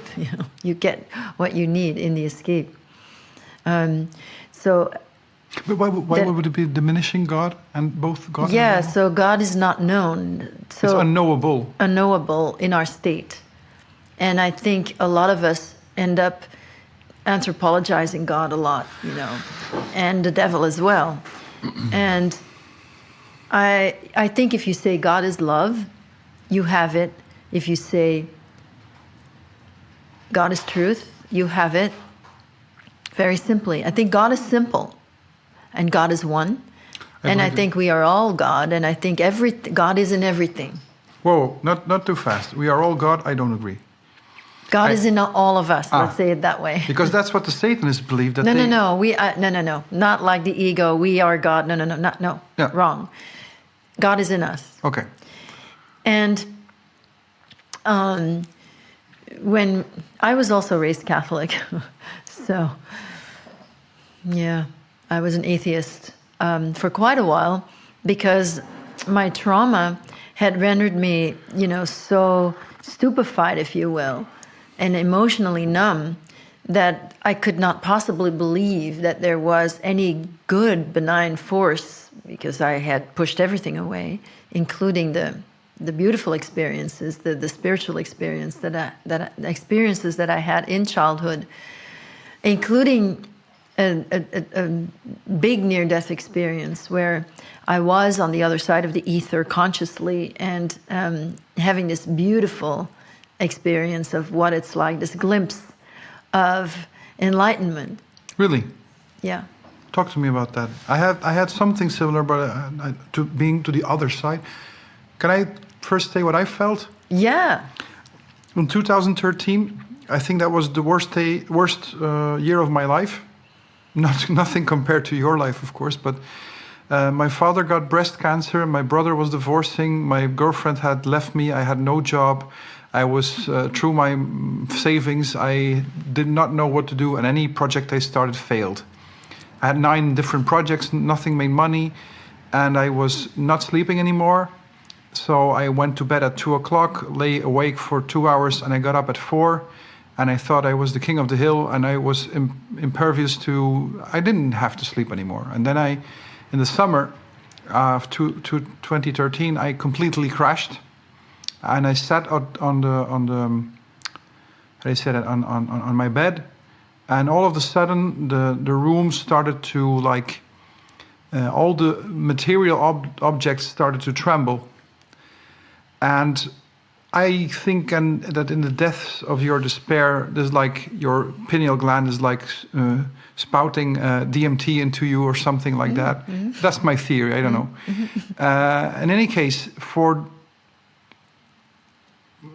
what seemed an eternal moment, that's a strange thing to say, I felt one with everything. Mm-hmm. Actually, there was not an I anymore. That's the thing. And that is when I really realized that, God exists. In the sense that it is an impersonal, I equate it with infinity, basically. And okay, but it's a long story. I don't want to take too much time. I want to have you talking. But I did not go to the other side because there was no other side. Unity is unity, period. Sure, I call it that because the barrier is the ether. So, where did you go then? Not to unity, apparently. No, I mean I stayed right where I was, but my consciousness was invited into what I think is where we go after we pass. That is the way back. I mean, I saw the light was there, very present. I mean, the light was there a lot. I saw this light in front of me when I spent 5 days in that mansion without food. So I sort of naturally started meditating, and I saw this light. And this light is very beautiful. It's inviting. It's subtle yet bright, and it's round. And I was getting messages from the light. So. And how do you know that's God? Because I'm not saying that it's God, but I'd call it the light. Yes. Maybe an angel or something like that. When I went to the other side, much later, several months after that, is when I transcended. That light was very present. And then I write about it in the book. Then it was a very particular moment, and then that light came over me. So I stayed, but I went through the light. If you look at our physical being, we have our medulla oblongata, which is the brainstem. Yes. So the first cell in the mother's womb is the beginning of the brain cell. Okay. That is how the spirit that we are comes into the body by that first cell. And it's also the portal. And when you see this light here in the third eye, which is a reflection of that light that really comes from the back of your neck at the brainstem, which is the portal back into the other dimension. So you are moving it. Our consciousness, let's say, moves. People describe a tunnel of light, mm-hmm. And I saw the light come over me, and then I was into the next dimension, with these beings of light. And my experience was, first of all, this is more real than anything I've ever experienced. And I experienced tremendous love. And because the love was so great, I felt completely blissful. Mm-hmm. And I experienced myself as bliss. You experienced yourself as bliss. Yes. But is there an I at that moment? There was. Because I was not completely free from all my bodies. I was in my body of light. And then apparently there is a causal body after that. You're talking about the ethereal body there. Yeah, the ethereal body of light, which we lose our physical body, we go back to our ethereal body. So I was in my body of light, and from that spark of consciousness, which we all are, seeing other beings of light who'd already, say, graduated from this earth plane. Nobility, you speak of nobility. Well, nobility, that's all I can say, is in their features, the nobility of their good actions and their open heart. And that experience, I received that experience because I needed an example as to what to strive for in the healing. Yes. Because without it, you have no reference. I had no reference. It was the same. Yeah. So I had to go there, get there, which may seem harder to get to. The path of truth and the path of looking at the pain may seem harder than all the escapes that the world offers. All the substitutes that the world offers. And really, when you're looking at evil, when you're looking at the evil that people do, they are all looking for the substitute of that. They're looking for the substitute of the true love, which is God. In the weirdest ways. I mean, in the ways that they best know how, except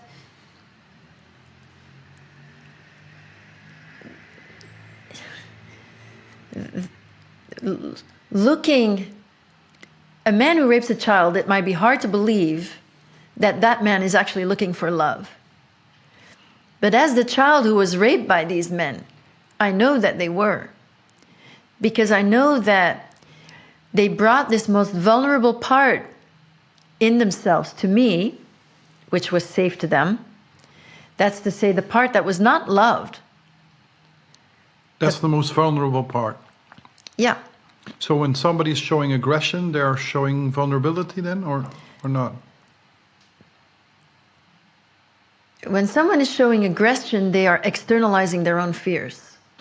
Yeah, you have this great line, I don't know where it is, but it was something like, what is it? What was Fear it? is I don't know. I have it in my WhatsApp. I think it's a great line.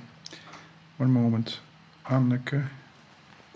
But when someone is aggressive per se and sadistic, maybe that's not what I'm talking about right now. But what I often saw with the way in which I was trained in the mind control training, I did see they would show me their vulnerable side. They would show me their own fears. I got it out of them quickly because I was trained to see weaknesses. So I saw it quickly. And they let me see it quickly because they felt the hope there that I can... For release. Yeah. That I can fix that, or that I can, soothe them like a bomb. So they would show me their weaknesses, and I saw that in the weakness I could read that was the little unloved child. I don't find it right now. Yeah. And then I could pretend to love that. Of course. Pretend to love that. And, yes, because they know it's not real because I'm forced to do it. So they know it's not real. But in the moment, emotionally, they're getting that experience of love. A facsimile experience, like... Yes, exactly. A look-alike experience. A substitute. Yeah.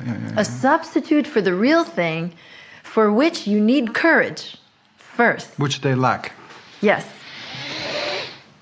The courage means that you can face those fears. And the greatest fears are always based on these messages that you are not the light, and you are not that beautiful being that you actually are.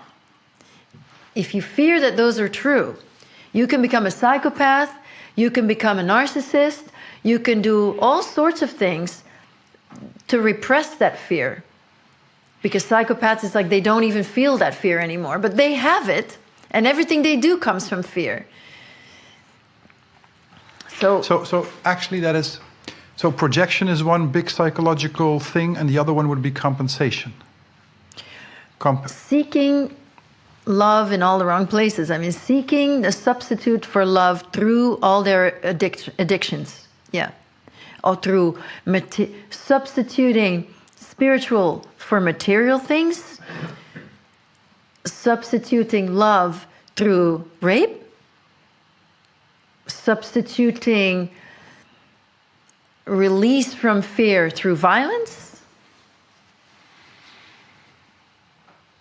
It's very paradoxical. I have never seen it that way. Well, that's what we are, is the realm of duality. Mm-hmm. And if you don't have connection to spirit, which I believe when you come in the world, normally you have connection to spirit. That's reflected by the people who love you. Then you can know who you are and you can connect to yourself. The psychopaths that all of them,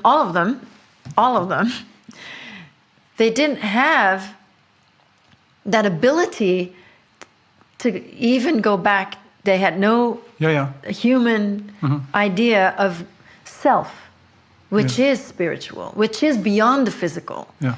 So if I don't have that, well, I can invite demons in to take my body over, and I can be in the occult, but it doesn't mean I'm not hyper-materialist, because I have no sense of self, which is spirit, which is light. Mm-hmm. At the essence, to go back to that self and essence, I think, is our task in life. Yeah. And to find it again, and that takes courage. It takes courage, means to feel the fear. Courage is already spiritual, though, you see. You can't be courageous unless you trust that something is greater than yourself and will catch you. Yes, that's true. But yes, I'm fascinated by the genesis of it. So you have this psychopath abusing you. He was abused by his father or mother or whatever. That abuser was abused. So if you go back and back and back and back, what is the initial? How can a God that is all? How can, even if we leave aside the personal God, even if we talk about forces and infinity, and how can evil even start? Well, that's creation, isn't it? It is dualistic. So doesn't it say somewhere in the Bible that God created good and created evil? I don't know. Yes. Yes? Yes, God created, the Lord, created all these things. It was created. It's inherent in our creation. It's our task to transcend creation by going back to the truth. Why we are here, I don't know. How we have gotten here, I don't know. I have a theory about that. Okay. If you're interested. I don't know. You don't know? Okay. Why? It might challenge your beliefs or what? Or you I don't think so, no. You made up your mind? Well, I saw my guru on the other side, my teacher, Yogananda, Paramahansa Yogananda. And Paramahansa Yogananda founded Self-Realization Fellowship. I am in Self-Realization Fellowship. That is my meditation path. That's my path. Now, one thing about Yogananda is that he's open to the truth in all religions, which is something I really love about him, that it's not like my path or, my way of the highway at all. Respecting all paths. But this is my path. And Yogananda is my teacher. And so when I read his words, and which is almost all I read, I have to say that I do feel very strongly that I'm in the presence of truth, and I was in his presence. So I don't have a great need for other theories, if that makes sense. And No, maybe I'm too cerebral about it, trying to figure out, while you should just, accept that some things cannot be figured out. well, I don't think in our state it could be figured out. In our state, in the human condition, which has our energy going out through the senses, and in meditation we reverse. It's called the fifth step in yoga is called pranayama. So is to bring the energy, to draw the energy back into the self, so that we're literally not aware of the body when we're meditating. And in SRF, the meditation is concentration on God. That's what you did in the chapel back there. Mm-hmm. Well, we try.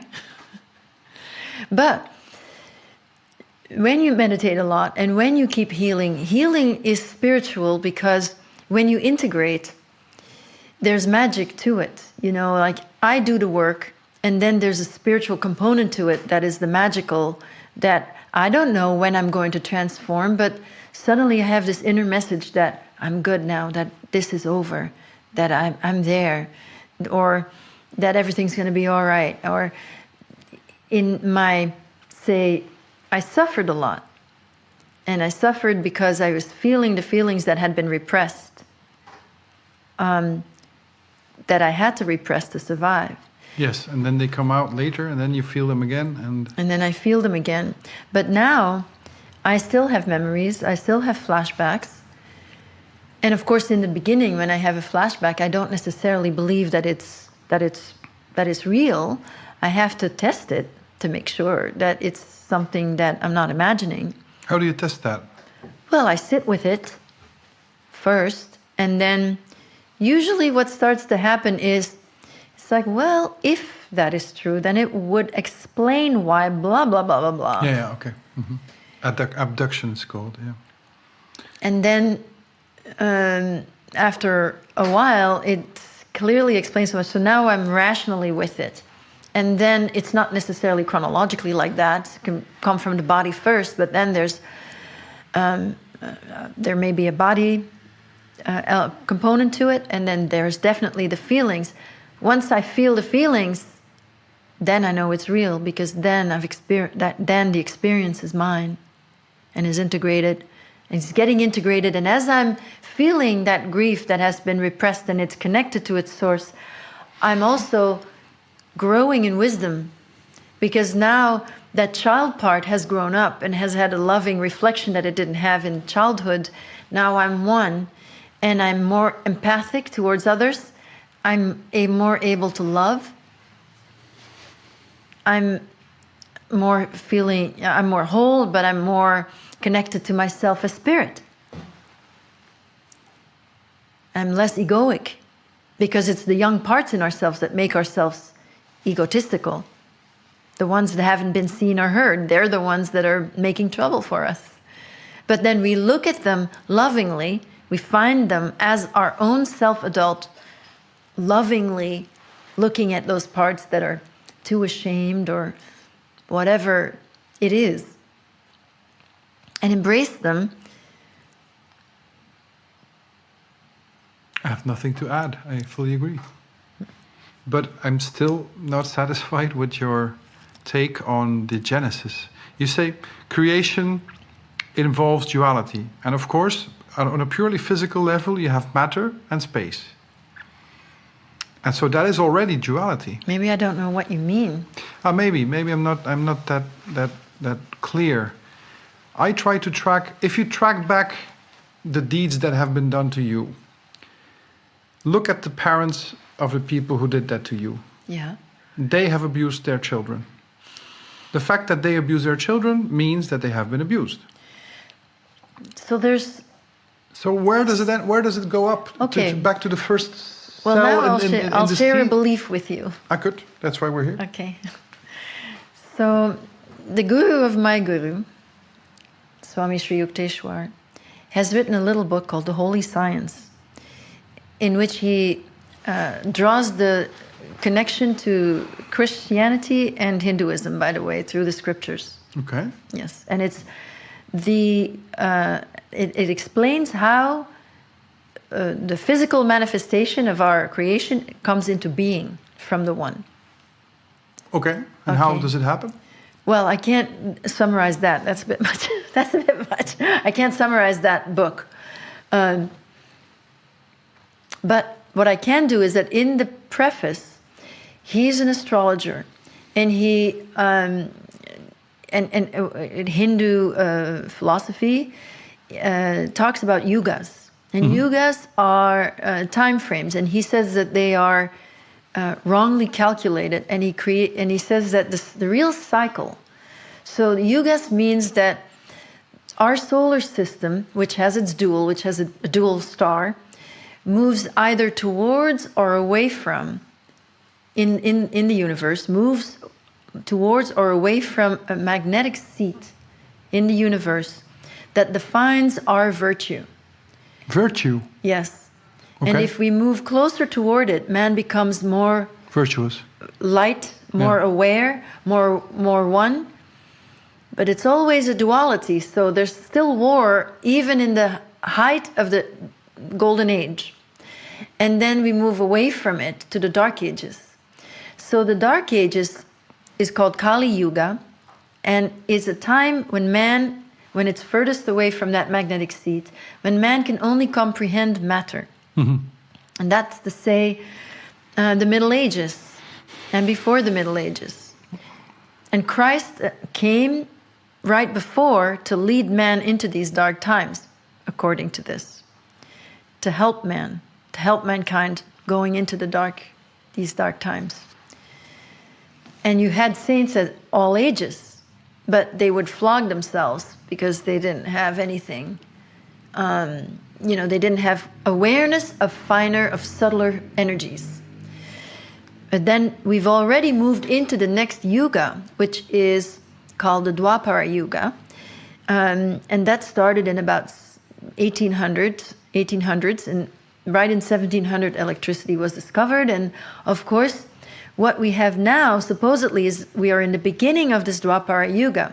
So all the turbulence in the world would be because man comes out of the Dark Ages. Yeah. Yes, and we, obviously the people, the psychopaths who want to control the world, we call it old school because it's the Dark Ages. It's selfish, narrow-minded, physical, matter. That's their mind. And man's consciousness is largely still in the Dark Ages, whereas technology has transcended the Dark Ages.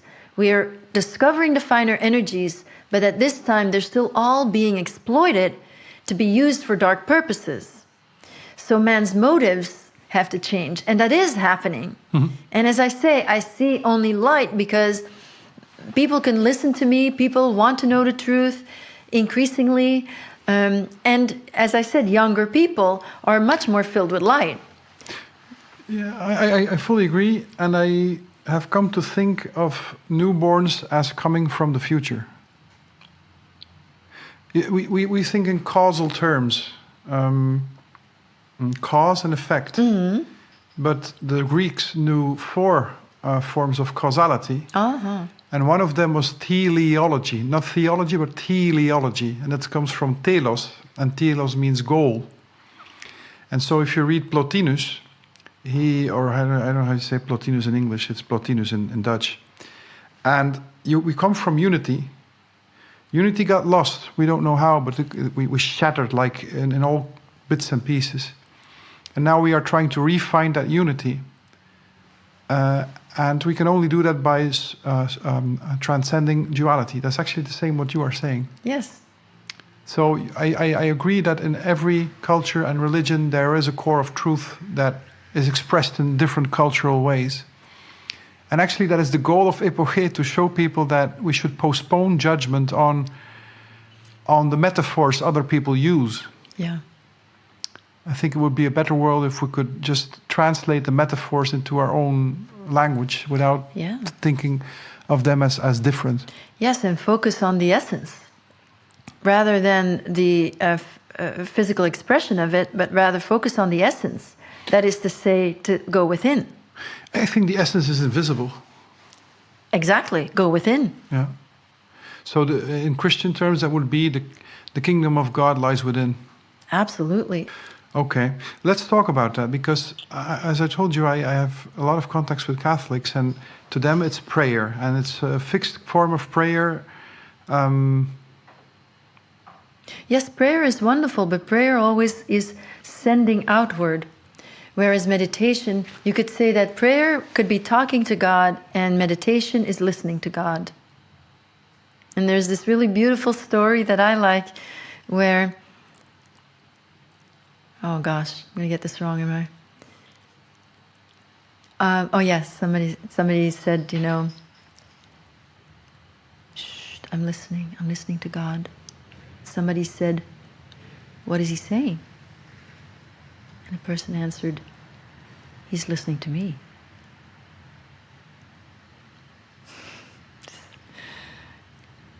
When you meditate, first it's challenging physically, because you have to become still physically. Once you get still physically, your mind will follow, and then you can focus. And the idea is to focus on God, but you might first do exercises to concentrate better. And yeah. When you say focus on God, if I translate that to my system of beliefs, that would mean that you focus on infinity. And I don't know how to focus, which is the concentration of energy, on the whole. Yes, that would be difficult. Well, or maybe a point is the whole.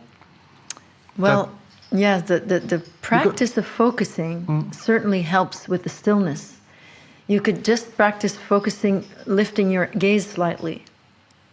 I see that light here, but sometimes when I'm practicing lifting the gaze, well, I always practice that in the meditation, but you could just practice that, practicing lifting the gaze and sitting still.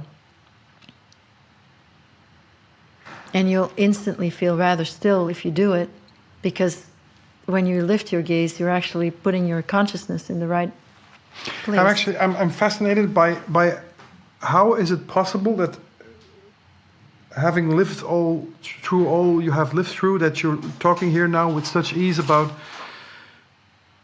meditating and like... Well, the spiritual is the most important aspect of all of it, obviously.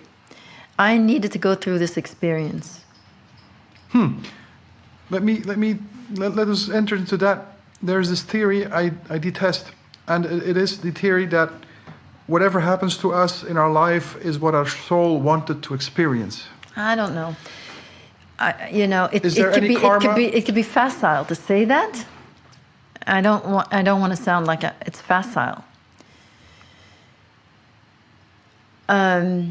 Because it can be, again, it can be a way of actually not being empathic with someone, right? If you say, "Oh, well, you really wanted this." Yeah, you're so, and I that's why I say I detest that notion, theory. Yeah. But it's becoming very popular, like in New Age middles. Like, it happened. That's like a way of bypassing as well. No, it happened to him or her because. Could be. It could be bypassing. I don't know. I'm asking. Well, from a spiritual perspective, this may be true. And I don't know, How? Well, I know that I've needed this. You've needed this. My healing process has given me what I would have never gained otherwise. Because Okay. I think that I have learned to love through this healing process. I have learned to understand the most evil of men and even love them, if I dare say so. Yes, I get what you mean. Well, I didn't have that understanding before coming into this life. Okay. But that's not... it's like saying, well, there's a hole in my roof and I'm happy I have a new roof now, because if there wouldn't be a hole in my old roof, I wouldn't have had a new roof, something like that. Well, why are we here? You tell me. Well, to transcend duality. so as not to need compulsively return to Earth to work out, to learn this kind of thing, to learn to love fully, to open our heart completely. Okay, but why should anybody go through such an ordeal to learn that? I have learned also, I think. But what if I tell you that it was to my greatest benefit? Would you believe that?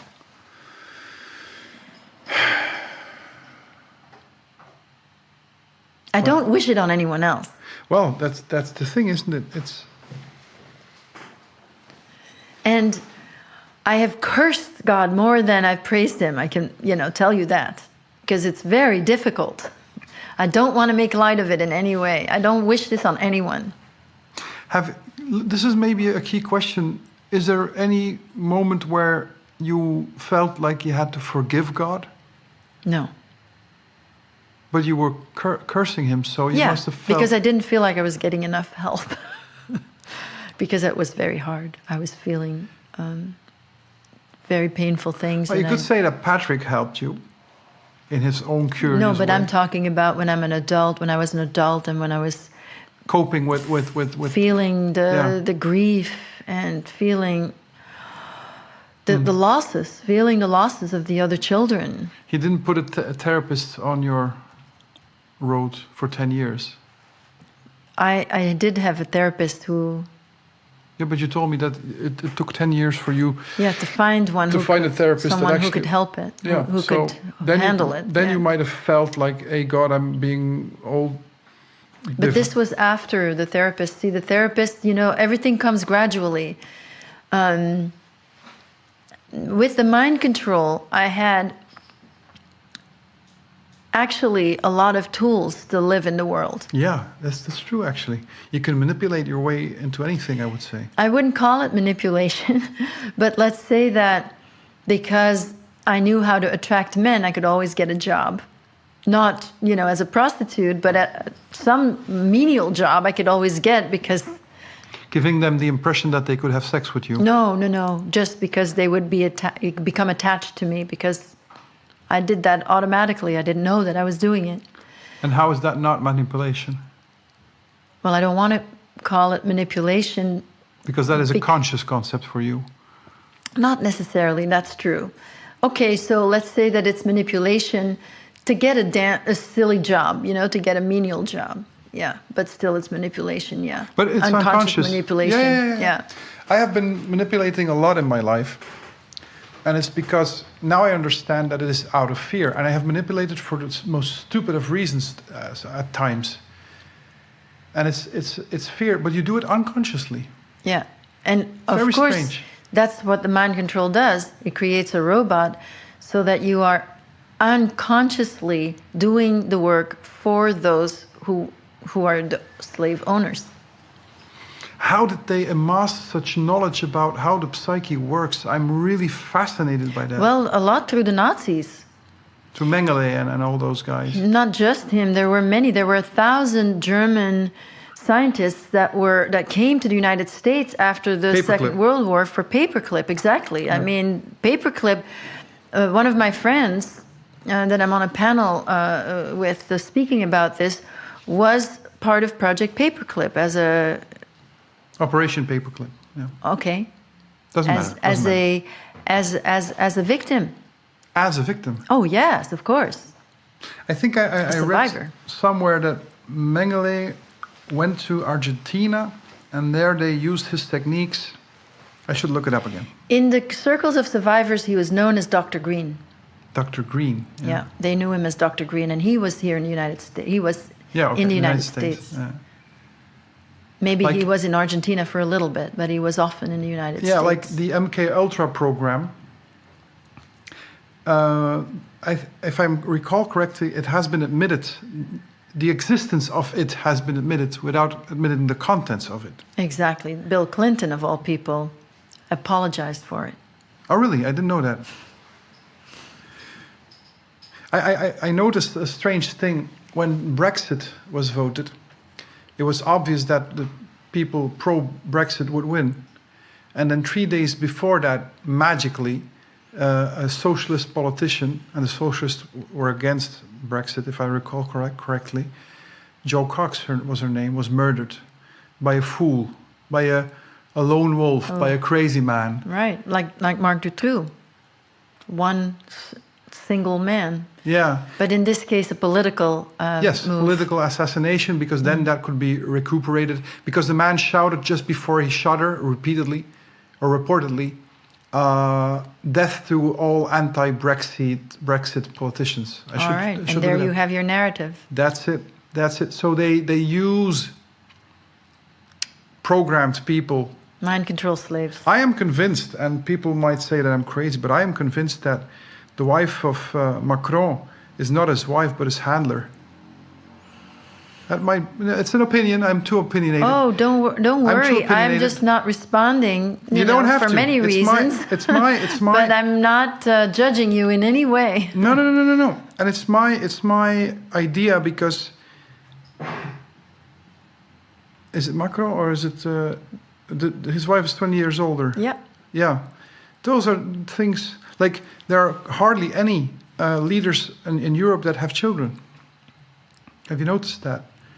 They're like all these prefab. They're smart. Yeah. Well, are they smart? Why? They can't get to their children then. Yeah. Children are your weak spot. It's funny you say that. I have had existential doubts about that. Because I wanted children and I still want them, but if you do this line of inquiry and try to expose what is behind the scenes, you know, the day you have a child, you have no rest, I think. Well, I don't know if it's meant to be. Yeah. We'll see. Yeah. The world is changing again. It is. And what you say about, you said something about technology evolving, and then the psyche also evolves. I don't know which is first, actually. Well, the technology that is out there is more advanced. Obviously, it's being exploited. It's now only used for exploitative reasons, so that we have smartphones, but they're being used to spy on us. And, so everything that is out there, we have the technology, except that it's not being used with the right motivation yet, because the man's mind is still, in that place of darkness, of selfishness and greed. And I think it's time. I think the times themselves are ending that, and people are too aware now for it to continue. And I do feel this change very powerfully now. Well, internet has changed a lot. People now, even the Masons, for instance, their system of secrecy was built on degrees. Everybody knows that there are 33 degrees. Like 100 years ago, when you started in Masonry, they told you that there were 3 degrees. And the third degree is called master. Whatever can be above master, I have made it. But that's only the blue. And if one person has the courage to speak out, the distribution of information today is so well organized, it's uncontrollable. They can still control the algorithms of search.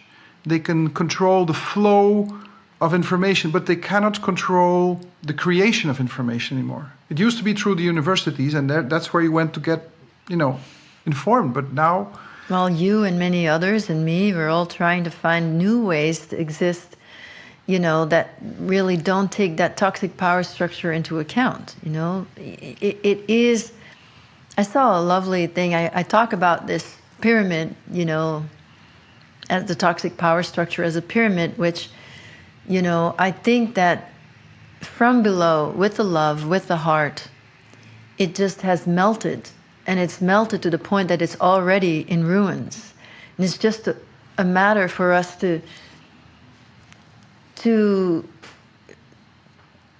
work with it, to the degree that we have to, and then at the same time create alternatives, with our correct motives to do things differently, to do things with love, to do things with people in mind. And when people heal, they become empowered. And when you're empowered, you want your politicians to do what you want them to do. I don't want any politicians. Okay, good. I don't want any politicians either. But if you have people who are supposed to serve you, that is the idea, right? That we don't expect from any politicians that they're going to serve us, that they're going to do anything for us anymore. We're so jaded. We vote for them, and then we don't expect that they're going to do what we need. But the idea is that when you put someone in power, that means they have the responsibility to serve. That means that we have to all make sure that those people will do what we want them to do, that they fulfill their promises. That's being empowered. That, you know, and if our taxes are going to wars that we don't want, that we all together stop paying. Wow, thank you. I've been saying that for 15 years. Don't feed the beast. But you can't stop by yourself. No, you have to do it collectively. Yeah. But this is one of the things. For instance, all those pedophiles, they come in circles of power, and power is based on a lie, and that lie is exploitative, also on a material level. So if you stop paying taxes, then that whole power structure crumbles. People sometimes ask me, what do we have to do? And I say, what do we have to stop doing? Right. And then, you know, they would have to work for a living. Right. Because it is really lies. And yes, they're lazy.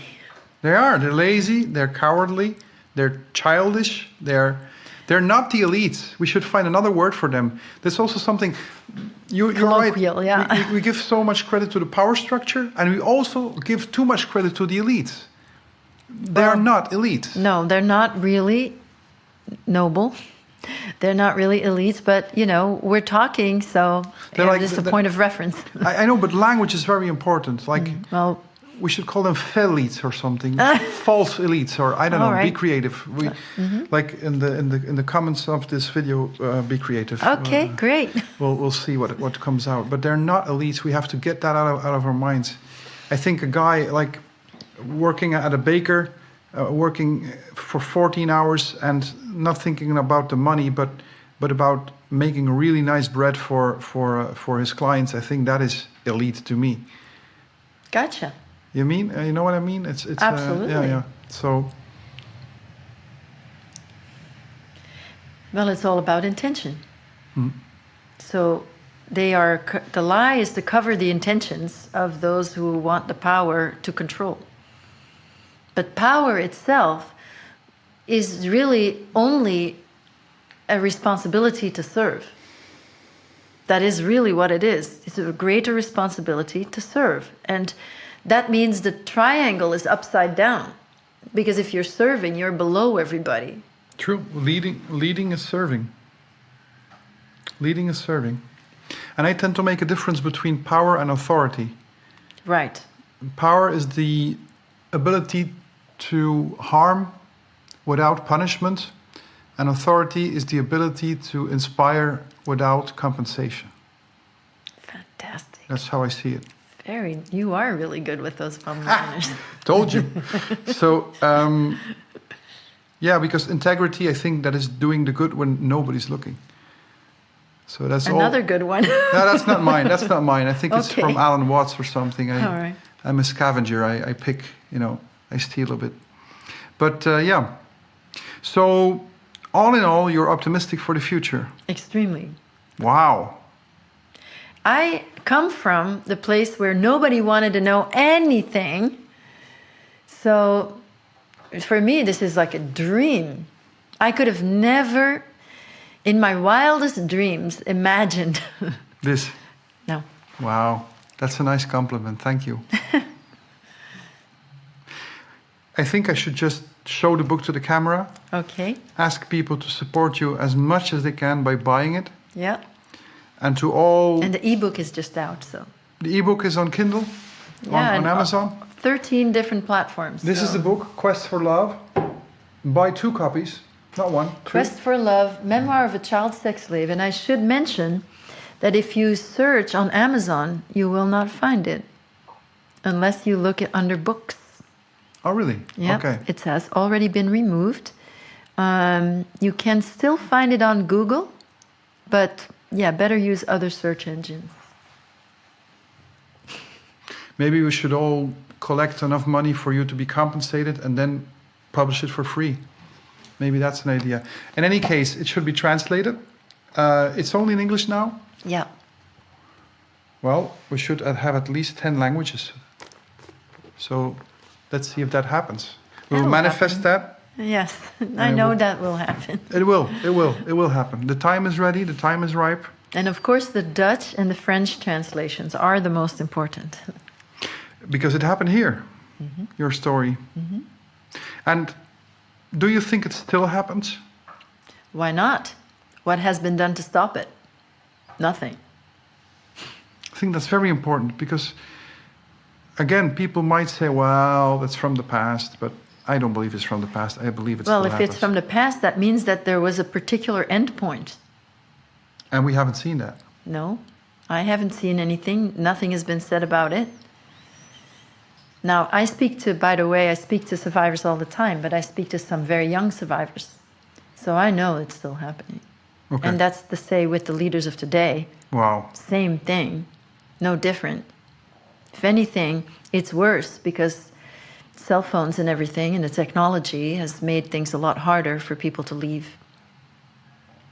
And they can spy more on the victims. Yeah, make it much harder for them. And also the mind control through the technology. Can you elaborate a bit on that? I know we're running late, but... Yeah?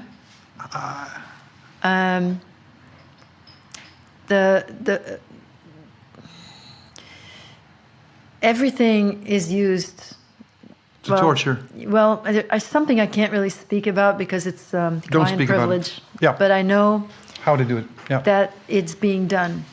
So it's still going on today. That is what I wanted to hear. And yes, and you know, yes, there are still children dying today. That's why we put the little bear there.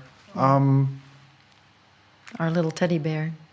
Yeah, just as a symbol to the children that are actually being tortured right now, because it's a global movement. So it's night in any part of the world right now, and it's usually during the night, I guess, that tortures take place. And also November is coming, and what I have gathered is that is the worst month.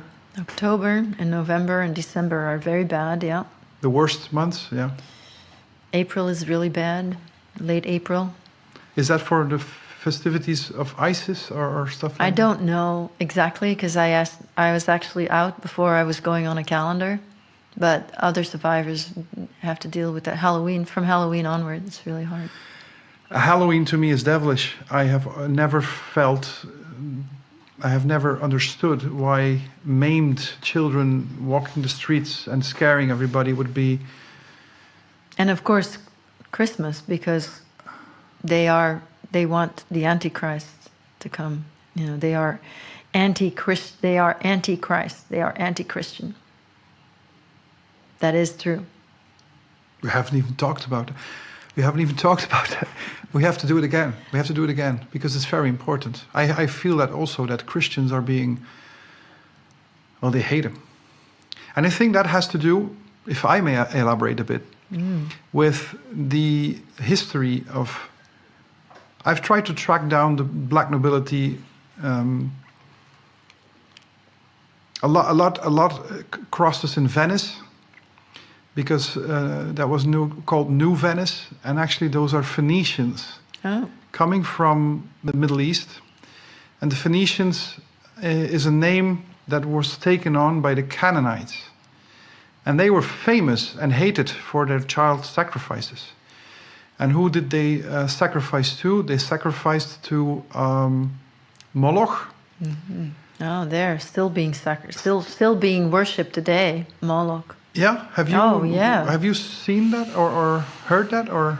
I've heard it. Not my personal experience, no. But survivors, absolutely.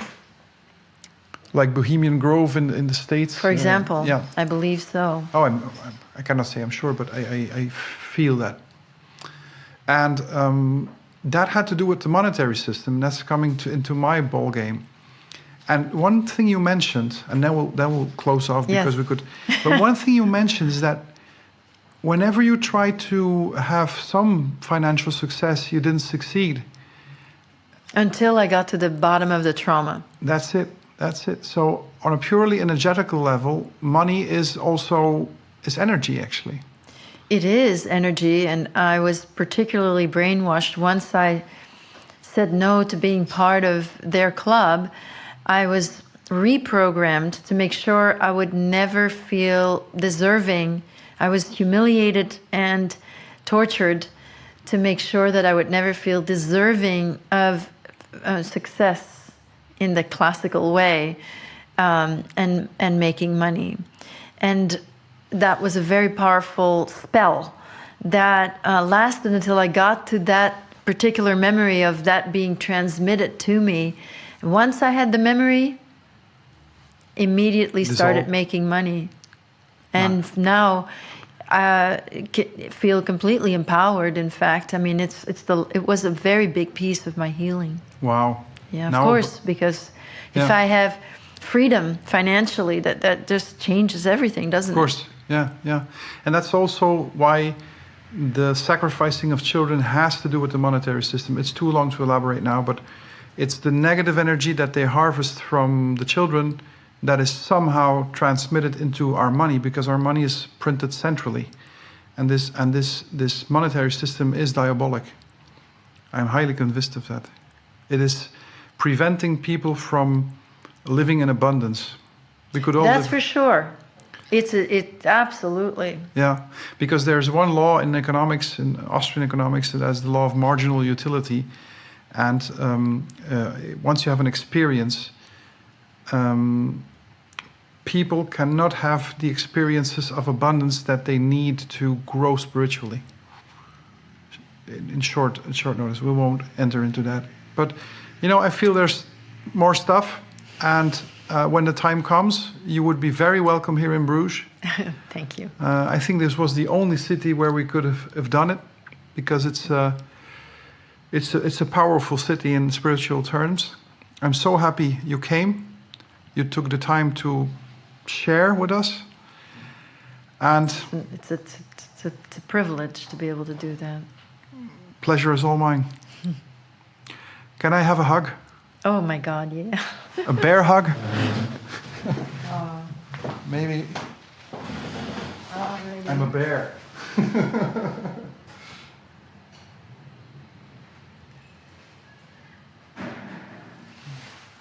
Thank you. My pleasure. So, dear audience, thank you for your attention. Try to share this video as much as possible. I'm sure it will be censored, but we don't care about that. We are on Rumble and on BitChute. Download it, copy it, put it on a USB stick, whatever, but spread the message. Thank you.